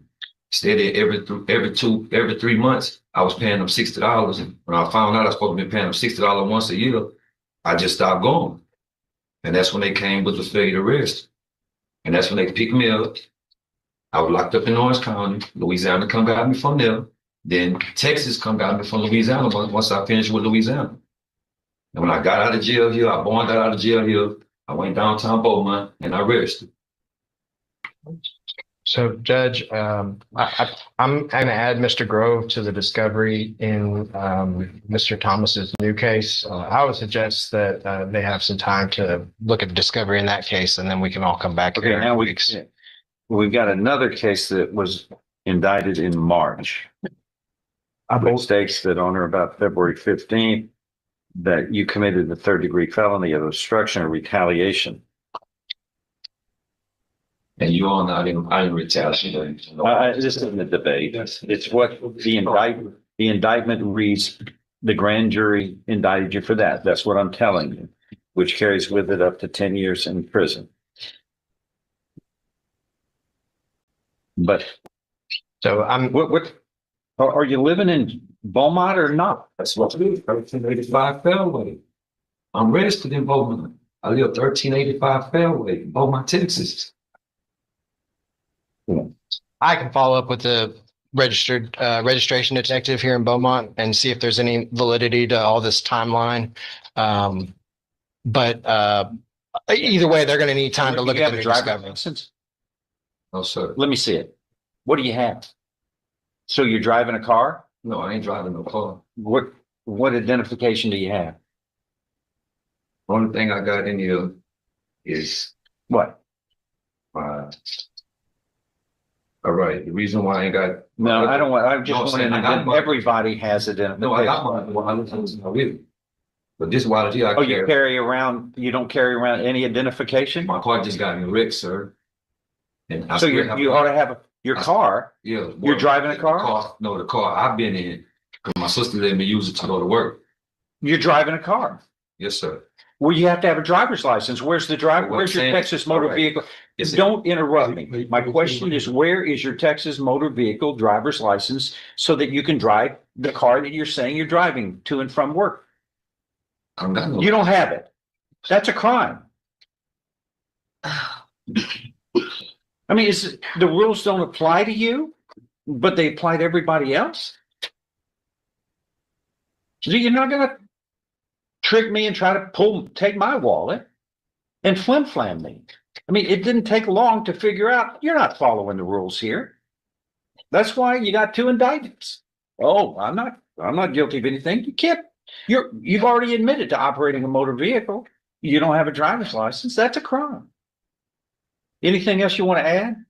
All right, I got a license, but the license that I have. Now you have a driver's license. It's just like I ain't got none because. All right. You said enough. It's hard for them. All right. You said enough. It's hard for them to switch it from Louisiana to here.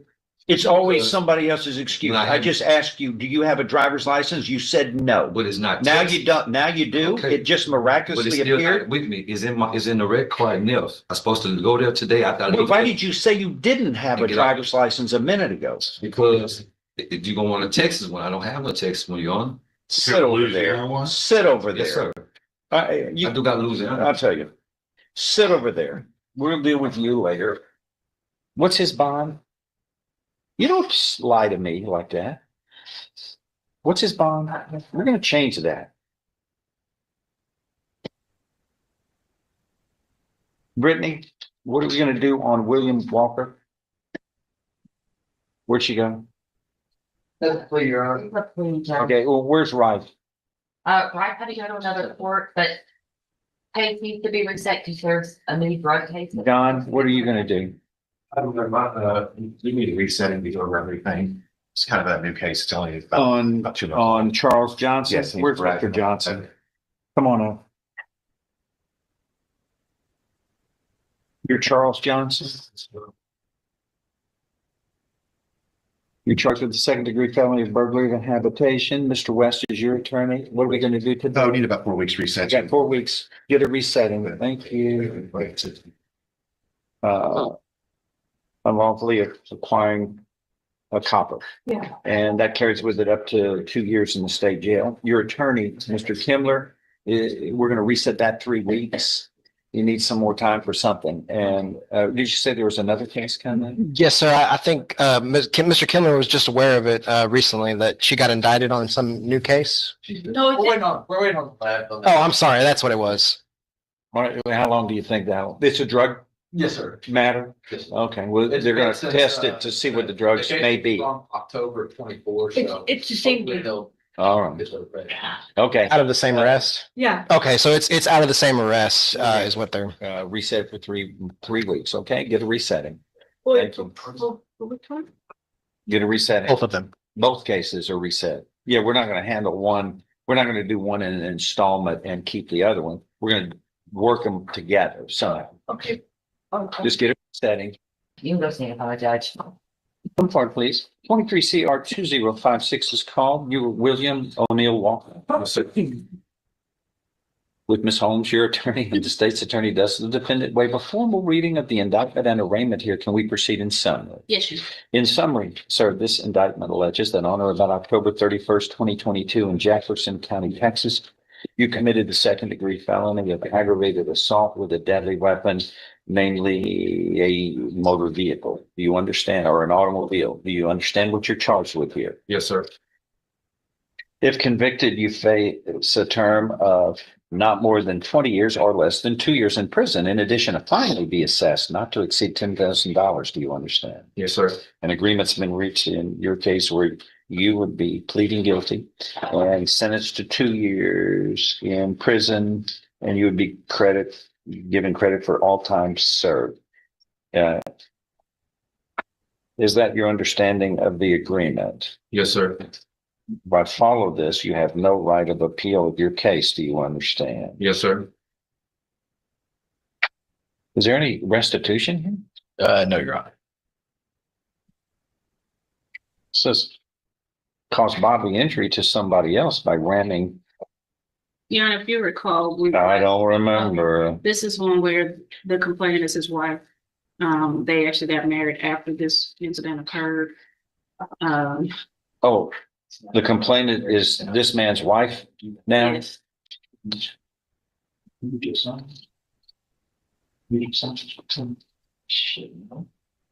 This that occurred during courting? Yes, they got married after then this charge was indicted. I can understand why they would want to get married since he's charged with aggravated assault to the child, to the lady. That was never my method of trying to ingratiate myself to a date by assaulting them. I never thought that was the right way.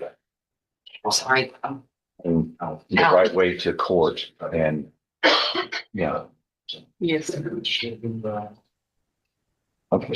Did y'all get married, ceremonial? Yes, sir. With JP or a priest or somebody? No, sir. It was in the court. Yeah. Who did it?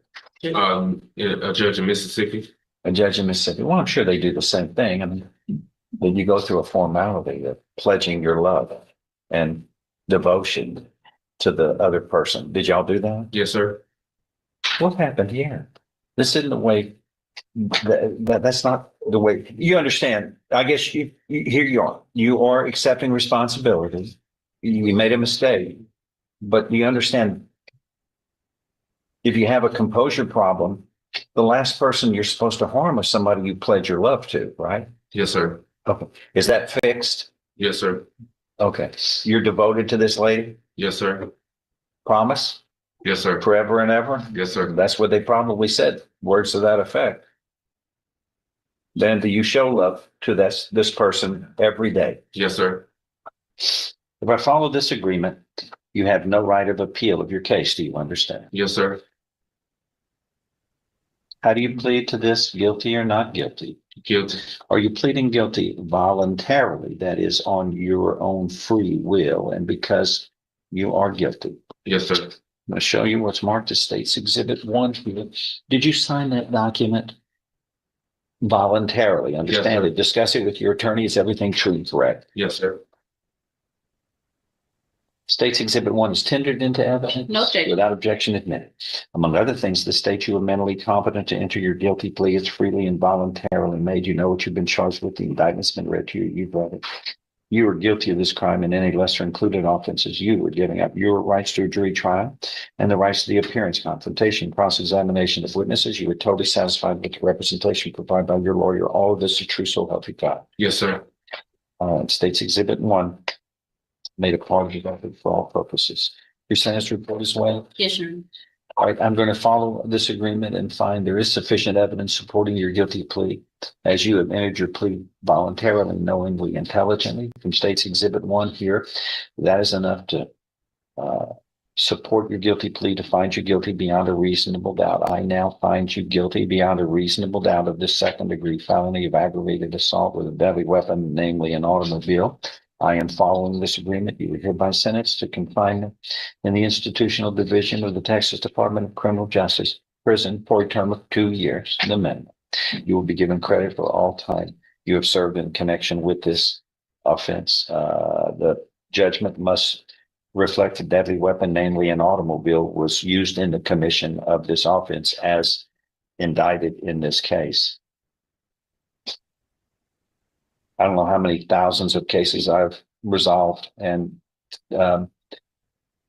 presided over here in this job, 18 and a half years. This is a first to sentence a defendant for assaulting a person who later he marries. And it's possible that this could happen. But the point is you're capable of making mistakes like we all are. This is just a very disturbing one because a 4,000-pound metal missile can do a lot of damage to a human body. Somehow y'all must have fixed all of this and then fallen in love and now you're married.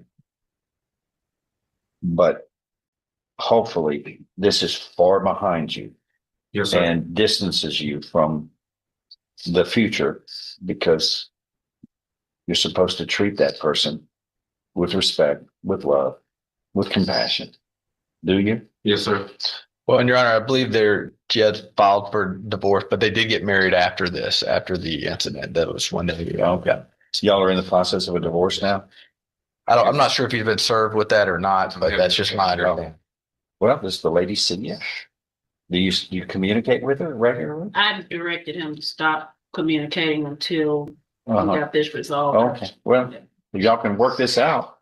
I want people to be happy, but most importantly, to understand what is with a relationship that you profess love for. And love is not harm has nothing to do with love. It's completely opposite. And respect. That's part of a proper relationship. And that has to be displayed 24 hours a day for a relationship to work properly. All right. Anything else? No, you're That right. is all. Thank you. Thank you. All right. Shauna, yes, sir. And in 21-38457, you were Rex Allen Powell Jr., correct? Yes, sir. And as you know, you're on probation in this case. Yes, Your Honor. For the second degree felony of theft, third degree felony of theft, which carries with it up to 10 years. Yes, Your Honor. In prison.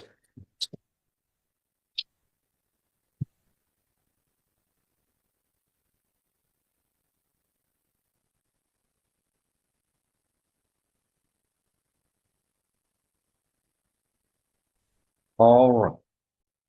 So we have a loss in this case of over $32,000 to the victim, which is I've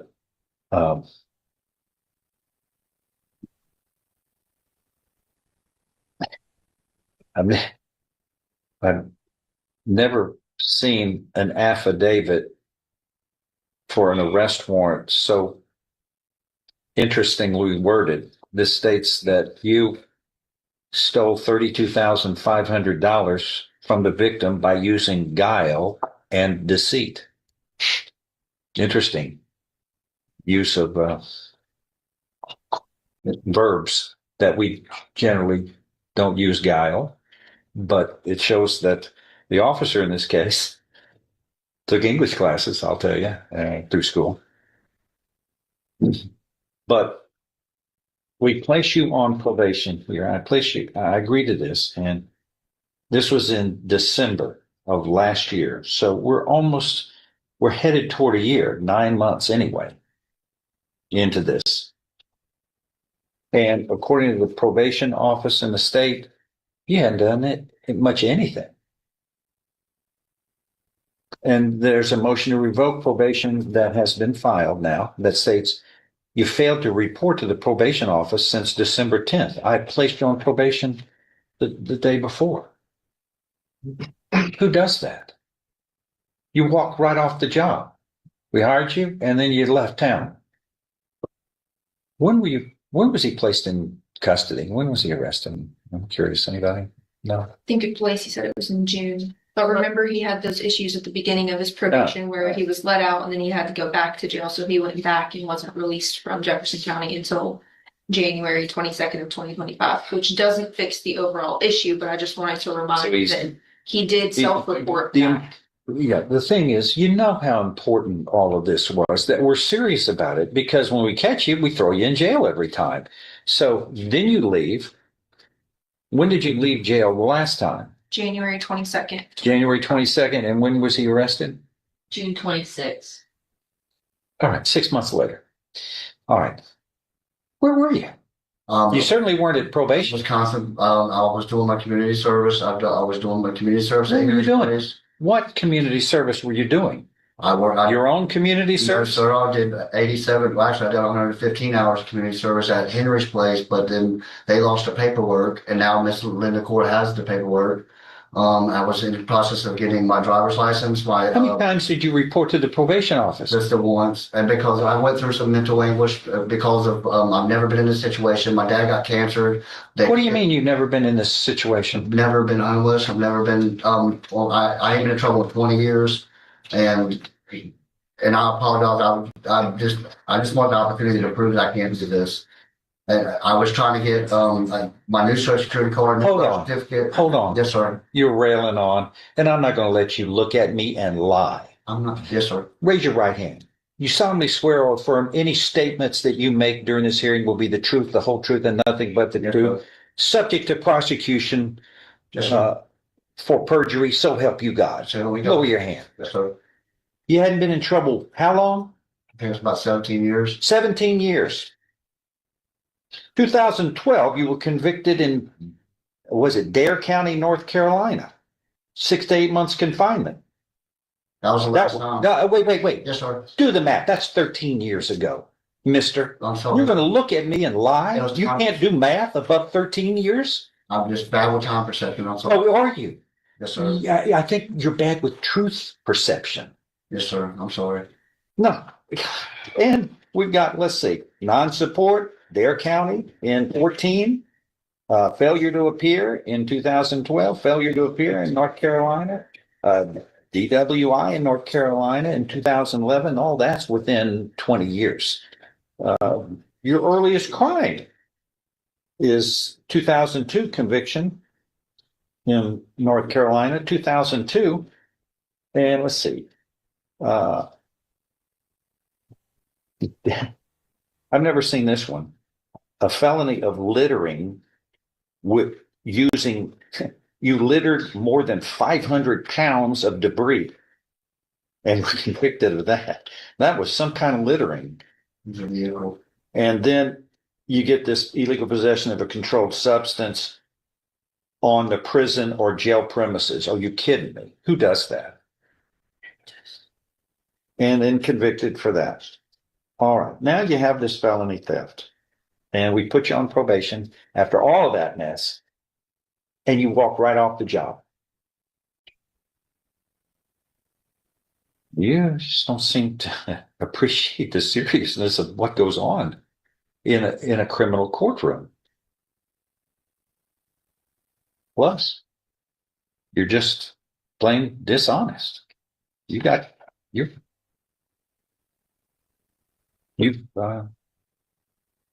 shown that this is what you do.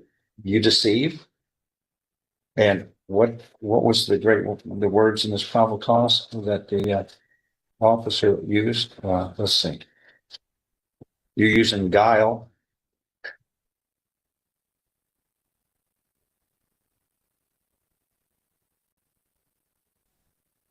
and deception in this courtroom. Anyway, enough of that. So there's a motion to revoke probation. What do we plan to do? Judge, the state has offered pen time in this case. Given the situation and the hefty amount of restitution, we wanted to bring it to your attention before moving forward in any way. Okay. What we're going to do is, I'm not accepting any deal. We're going to have a motion to revoke probation. And that's where we're going to head.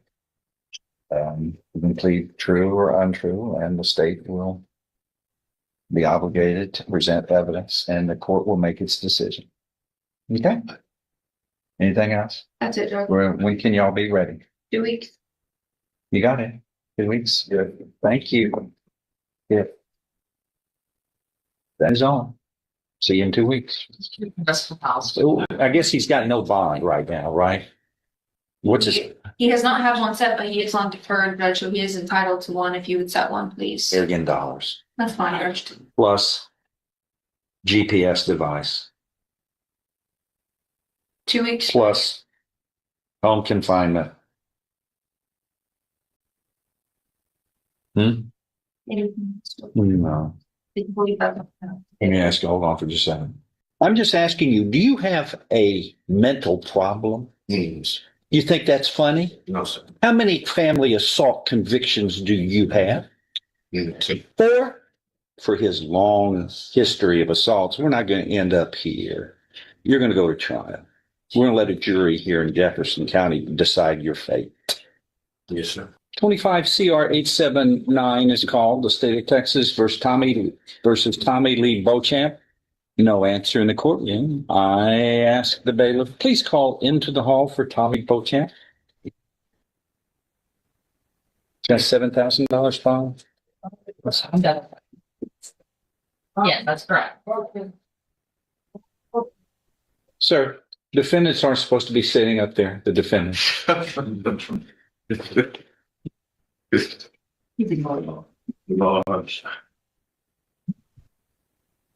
don't think it's going to rain. I've lost several times this morning. So.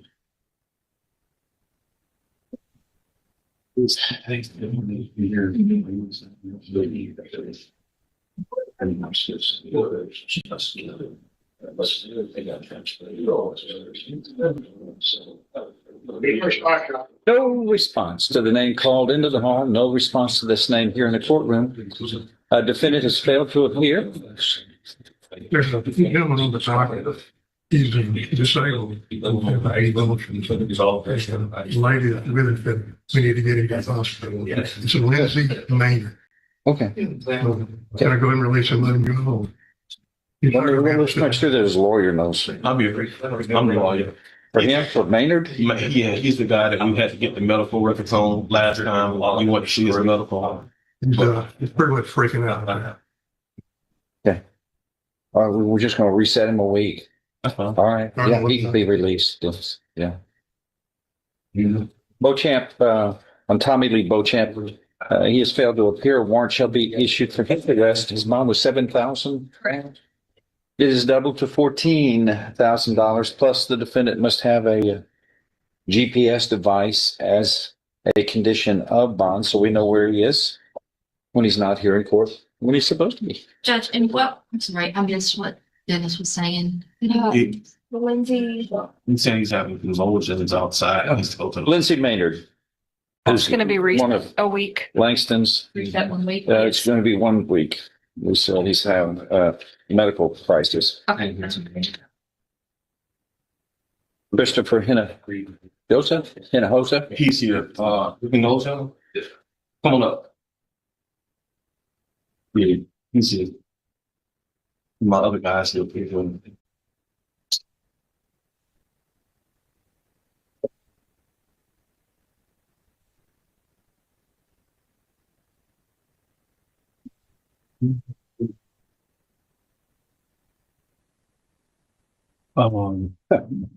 me ask you something.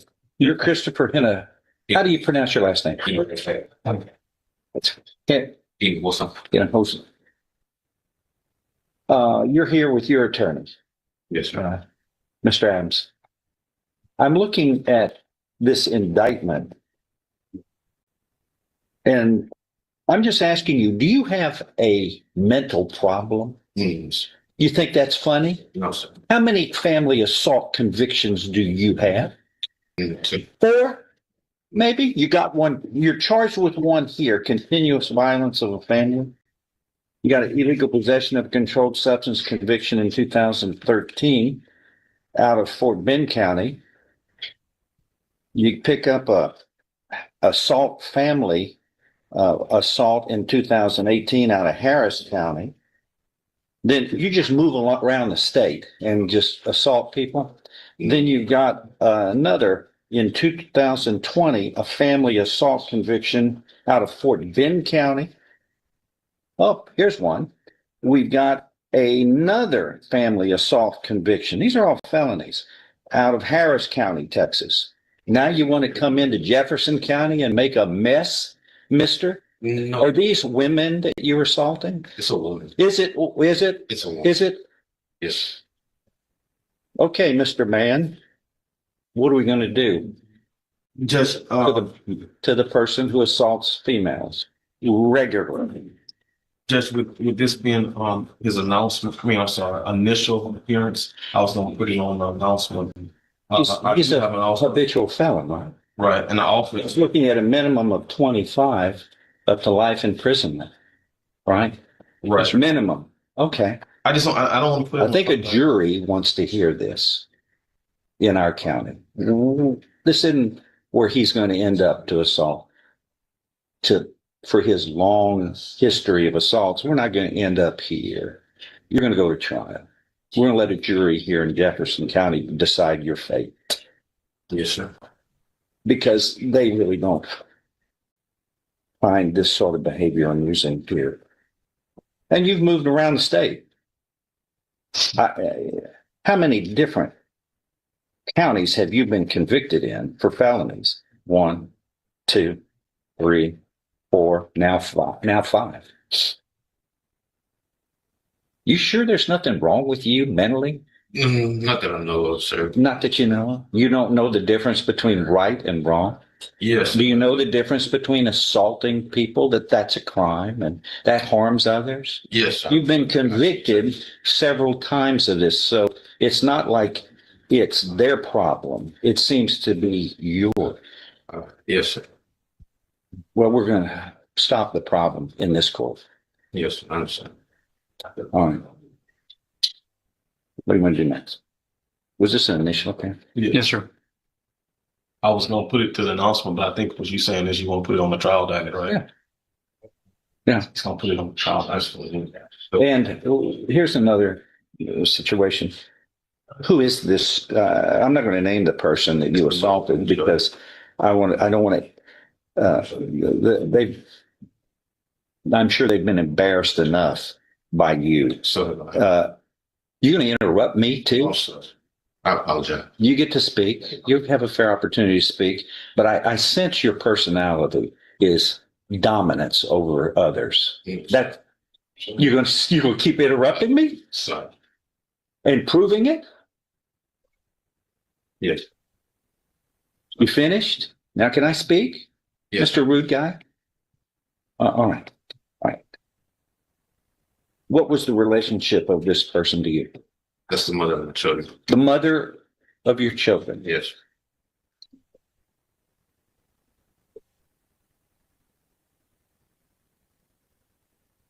She does have a lot of mental issues. What did you just say? She does have a lot of mental issues. She's not the one convicted here 5 times. Yeah. You're believed. I'm not believing that's the jury's going to love that when you get to speak. Yeah. I don't mean to be facetious, but this is extraordinary. Generally, people don't show up with a rich criminal history. You know, you were a habitual felon 2 convictions ago. You had reached habitual felony status. You were looking at 25 to life. before the last two convictions, which are the same type of offenses that you're here for today. Well, do you have any contact with this person other than when you assault them? I haven't recently. No, sir.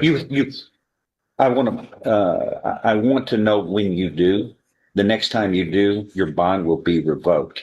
Yeah. You have no contact with this person. If I find out, I'm sorry. when you're through talking again, No. Mr. Interrupter, I'm sorry. what a bully. What a bully. I can see how you would bully women. Yeah, and have a rich history of it.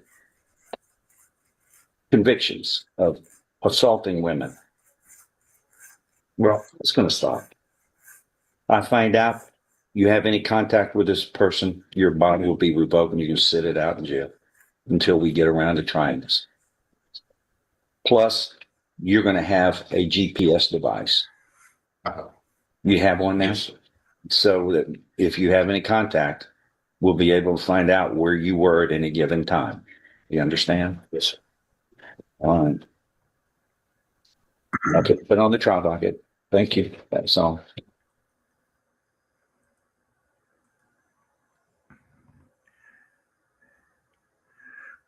I think, can we go one more? You want to go one more, guys? I saw one. I didn't think it was on my list.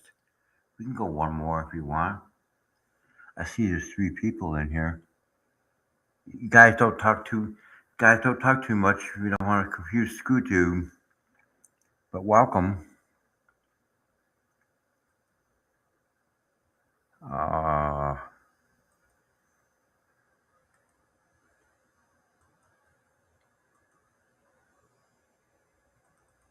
What are y'all watching? A ball game? This is true lighting. Oh, the tree lightings? We're mixing We're the up here. party. Yeah. We're up here. Everything's going on there. Okay, you're Gregory Woods. Yes, sir.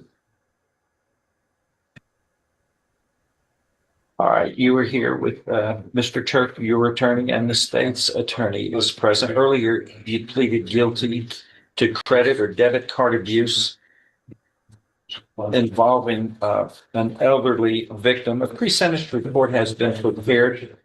Have the parties had an opportunity to review it? Are there any corrections or changes to it? Staff was in the defense, Judge. Judge, there was a letter that's on the last page that appears to be from a different defendant. If you look at the name on the back, that's not this defendant. Okay, it's on the back of. You mean this one's purporting to be Colton Armstrong? Yes, sir. That's not this defendant. I didn't get a copy of that, so I was unaware of. Here, we can get this back to the probation office and it must go to another defendant, and it says it's written to Judge West. Otherwise, As far as I know, we're good. So. Yeah. There's hardly any type of theft-related offense that's any worse than victimizing an elderly person, right? Would you agree? That's what you're honest with, though. That's what you got to. This person is 77 years of age. Which dropped a bag that he carries that contains debit and credit cards, personal belongings, and a Ruger Magnum 5-shot revolver. This occurred at Lowe's Home Improvement. And as soon as he discovered that, he canceled his cards. His Third Coast credit card was not canceled, and he began getting notifications from Third Coast Bank that purchases were being improperly made. I guess that's what you were up to. And it showed it all traced back to you. And a video also was recovered showing you making the transactions that victimized this person. And let's see, I left out of Walmart. There was a Lowe's parking lot. I found a backpack. I looked around and kept it. That's what you said. You did more than that. You misused the credit cards, right? No, I was looking to see if somebody was there. Somebody lost a credit card. That was you, right? That was using it? Sir? Well, you knew that was wrong. That, you knew that wasn't you. They don't give free money away. You know that.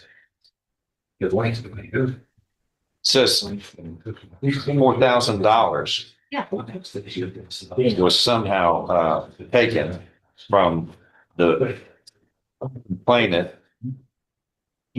Looks like you somehow acquired $300 to $400 in cash. I don't know where's the rest of that loss came from. So his cell phone and other credit cards and the handgun were never recovered.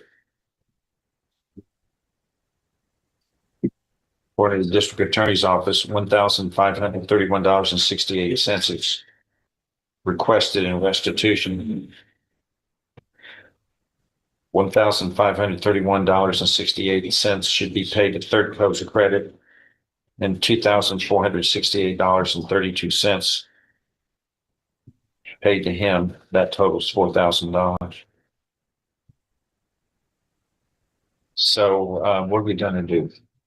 Judge, Mr. Woods would like to receive probation of this, and what he's asking the court to do is, as the court noted earlier, one of the worst things you can do is doing with an elderly person. But Mr. Woods, at that time when he made the poor decision to take it back, he did not know the age of the owner. He did make a bad decision in using the credit cards and contents of the bag, but he did not know the age of the person that owned it. I don't think he probably knew it until probably he got arrested for it. He has also had a pretty serious car wreck earlier this year, which requires, from what I gather, some extensive prescription regimen, and he's waiting for benefits from Social Security and whatnot. He can only stand for 30 minutes, as noted in the PSI. He can't lift a whole lot of weight, so he's got some disability issues. And he was in a coma apparently for 3 weeks. His criminal history, while pretty long, he hasn't had anything really of felony within the last 10 years. What Mr. Woods told me his last time felony was, he actually said he owned up to what he did and he wanted to take the time instead of drug treatment. So he voluntarily went into his last one. So in 2014, that was the explanation of that particular felony. And it's been about 10 years since that happened anyway. And since then, I think there's been some notes on some misdemeanor issues, but for the most part, he's been doing what he's supposed to do. He made a terrible mistake in keeping the bag in Lowe's. There's no excuse for that, but that's why he's owned up to this and he's accepted he's pled guilty, Judge, but he would really like to be and say to put on probation so that he can make the restitution payments to the bank. How's he going to do that? I think he's going to get disability from Social Security. Oh. Let me ask you this. Out of all your convictions, when did you ever pay anybody back? Ever. Yeah. How many, let's start, how many convictions do you have? Let's see if you can guess correctly. It's your life. Like 4, sir? like 4 or 5 probably. Is that your final answer, 4 or 5? Okay, let's count these. Let's see. We've got misdemeanors, willful obstruction. I don't even understand what this means. LEO. Law enforcement of a law enforcement officer, I guess, out of Newton County, Georgia. 12 months probation in 2008. Criminal trespass, also 12 months probation in 2008 there in Georgia. Resisting an officer, 28 days in jail. 19, resisting an officer, 28 days in jail in second case out of St. Charles Parish. Class B theft in 24, 9 days in jail. evading arrest or detention in December 24 days in jail, failure to identify in 25, 30 days in jail. So what is that? What is that? 1, 2, 3, 4, 5, 6. That's 7. Let's go to the felonies. Burglary out of Lafourche Parish, Louisiana. You got 5 years in 05. That was revoked in 12, and you got 3 years hard labor. Then criminal damage to a coin operated machine, 3 years probation in 04. That was revoked also in 2012. Then you got 2 years criminal damage to another coin operated device. That was revoked, and you picked up 3 years hard labor in 2012. Another 2 years probation. You received 3 years hard labor. It looks like you picked up 4 convictions in 2000. You were placed on probation in 04. Those were all revoked, and you get revoked in 2012 and 3 years hard labor. So that's 4 more. That's 11. Then you've got 10 years probation. That was revoked for controlled substances. That's 12. Then monetary instrument abuse, St. John Baptist, 5 years revoked, received 5 years in prison. In 19, a second revocation of probation in 19, you get revoked out of St. John the Baptist Parish in Louisiana. Then convicted of monetary instrument abuse in 2016. And principal to attempted theft. Those are all convictions. So I've got 1, 2, 3, 4, 6, 7, 8, 9, 10, 11, 12, 13, 14, 15, 16, 17 convictions. Not quite the 4 or 5. Not quite 4 or 5, is it? All right. There's no way you'd ever pay anybody that. We all know. You've never done it in the past. Okay, so the agreement here is whatever sentence shall not exceed 5 years in prison. So you're looking at no less than 2, no more than 5 years confined in prison. He could be placed on regular probation, sentenced to 5 years, and that would be suspended, and he could be placed on regular sentenced to 5 years, placed on regular probation for 5 years, and 5 years deferred or unadjudicated probation, I guess, what we're talking about. Although when we have a cap of 5, how do we work that? See, on a deferred, do they get? Can I assess 10 years deferred? Yes, maybe, I guess. And that's a cap of 5 years imprisonment, right? So you can't give them imprisonment more than 5 years, I guess, is the way that works. We could argue. What's that? Judge, the state is going to ask for the 5 years prison. When it comes to the offense itself, this defendant made 12 purchases at 9 stores over the course of 2 days. So it was a lot more than just seeing a backpack and keeping it. He did a lot of damage over 2 days. The court also just pointed out all of the convictions the defendant had, even when he was given the chance of probation. On several of those times, they all resulted in revocation. So it's obvious that this defendant cannot do probation, let alone be responsible for paying someone back. If you also look at several of the charges, Judge, they also either directly or indirectly relate to theft. So for example, his monetary instrument abuse. I understand. I agree with you. Okay. And lastly, defense counsel, I believe defense counsel pointed out defendant not being in trouble for a couple of years. What I see here is in 2014, that for monetary instrument abuse, it says that it was revoked in 2019 and he was sentenced to 5 years DOC then, which would account for why he hasn't been in trouble for a few years. It wasn't by his own choice. It was because he was in custody. Somewhere. Except that was when he chose to do time for it. So he chose to go. Right. So, but I'm saying that that's what kept him in trouble for choosing to go and do time. So I'm asking us to sentence him to the full 5 years. Go ahead, defense. Judge, I mean, as I pointed out, I mean, earlier, it's been 10 years the last time that he had real issues. He owned up to everything. He went into prison on his own accord, did some time. It was a poor choice of picking up the bag off the street. He acknowledges that by virtue of pleading guilty, and he's asking the court for a probation. Anything else you want to say, sir? Yeah, well, I wasn't out looking for trouble, man. I just found it. Just ended up running into it. Wasn't your fault, it was somebody else's. No, it's my fault. I own up to it. I did it, but I wasn't out looking for trouble. Last time I was in trouble, I gave myself over and died. And I So 17 separate times trouble has found you without you looking for it. That was when I was drinking and stuff. I stopped drinking since my last conviction at 14.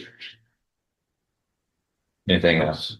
Oh no, I just recently lost my mom Monday. Our funeral was Saturday. I'm just trying to get out. Well, yeah, that's what happens. Life goes on the outside.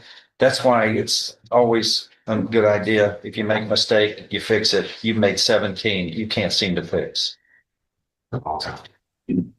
And here we are with another victim.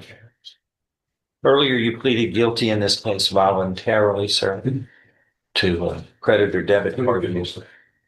You were mentally competent to do so. You understand and appreciate the consequences of pleading guilty. There's sufficient evidence supporting your guilty plea from State's Exhibit 1 admitted in this plea hearing to find you guilty beyond a reasonable doubt. I now find you guilty beyond a reasonable doubt of this third-degree felony of credit debit card abuse of an elderly person. And following this agreement, you were hereby sentenced to confinement in the institutional division of the Texas Department of Criminal Justice to serve a term of 5 years. You shall, in the judgment, it shall be reflected that restitution is owed in the amount of $1,531.68 to Third Coast Credit Bank and $2,468.32 is owed and payable to the other victim, in this case, Clarence Holland, as named in the indictment. Those shall be part of the record in the judgment and ordered to be paid. Anything else? That is all. Or 715 is now called Montreal Lightfoot. That's you, sir? Yes, sir. Present. Mr. Burbank, your attorney and the state's attorney, does the defendant believe a formal reading of the indictment and arraignment? Can we proceed in summary? He does, you may, Your Honor. In summary, this indictment alleges that on or about May 5th, 2025 in Jefferson County, Texas, you committed the third-degree felony of deadly conduct by knowingly discharging a firearm at or in the direction of an individual. Do you understand what you're charged with here? Yes, sir. If convicted of a third-degree felony, you face a term of not more than 10 years or less than 2 years in prison. In addition, a fine may be assessed not to exceed $10,000. Do you understand? Yes, sir. The agreement's been reached. In your case, you would be pleading guilty. Whatever sentence shall not exceed a cap of 6 years in prison. Is that your understanding? Yes, sir. We're in caps bill now. That's what we're all doing, caps. You're looking at no less than 2 nor more than 6 years confinement in prison. 6 years, I guess we place you on deferred or unadjudicated probation. Also, you could be sentenced up to 6 years in prison, and that could be suspended, and you could be placed on regular probation. Is that right? It depends on if it's a G. It's not a 3-2 check. Then you can. I think those are your options. I'm not sure a jury can give regular probation for it. I can't. I think the jury can judge on deadly conduct. On deadly conduct, it's available from both sources, Jeff. Now, should you or a jury? Well, it's alleged that deadly conduct, that a deadly weapon was used in the commission of this offense. How can a jury give probation? I can't. I don't think they can. It's not one of 3 Gs. Yeah, it's not a listed 3G offense, excluding it from a jury, Judge. If the court makes a deadly weapon finding, it will restrict what you can do. But my understanding is that a jury can give probation on this offense. Right down the box, roll it. Yeah. Okay, you can go one more time. Okay, let's do it right there. You can have a seat till the stop minute, okay?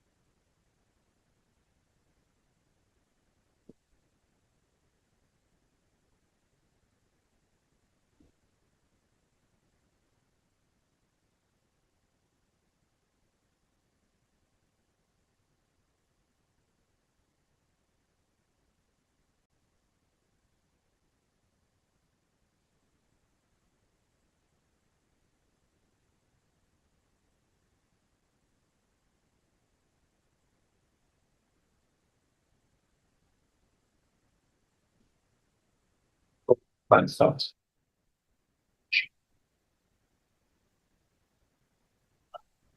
I know this. And that.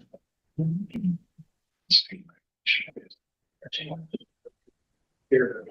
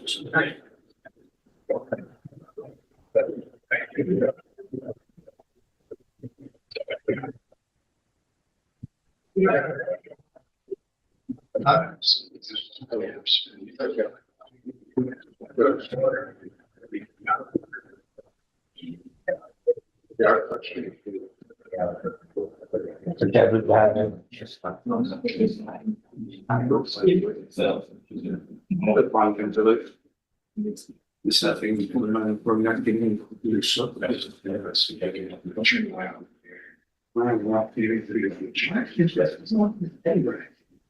Say that.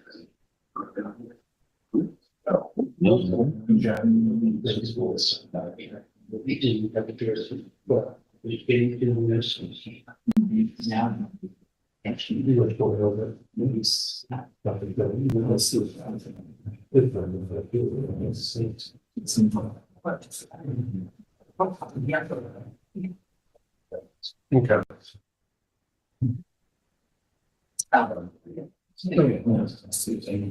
So, ineligible.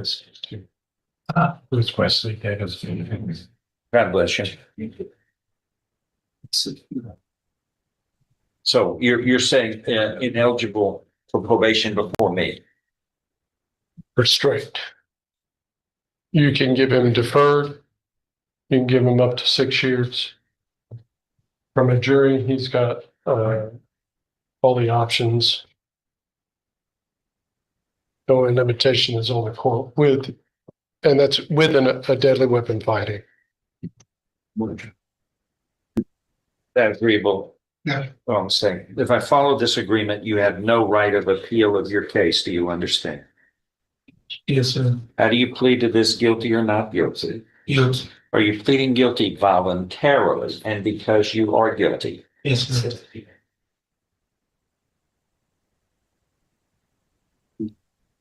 Show you here what's marked as State's Exhibit 1.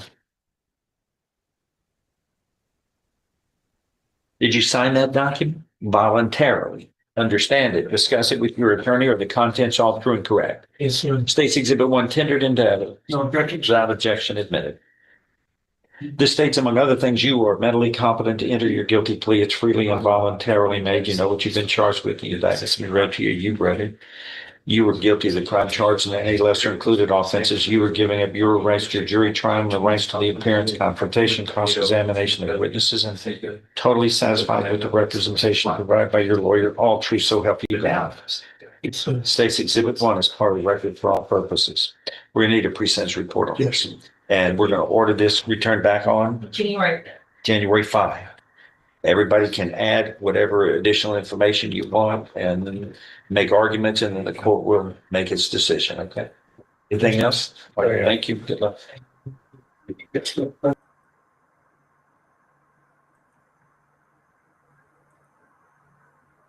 That's it for today, ladies and gentlemen. Thank you guys for watching, and you guys on the rewatch. I appreciate you. So I'm going to go ahead and call this one. You all have a wonderful evening, and I will see you guys tomorrow. Ta-ta and ciao ciao.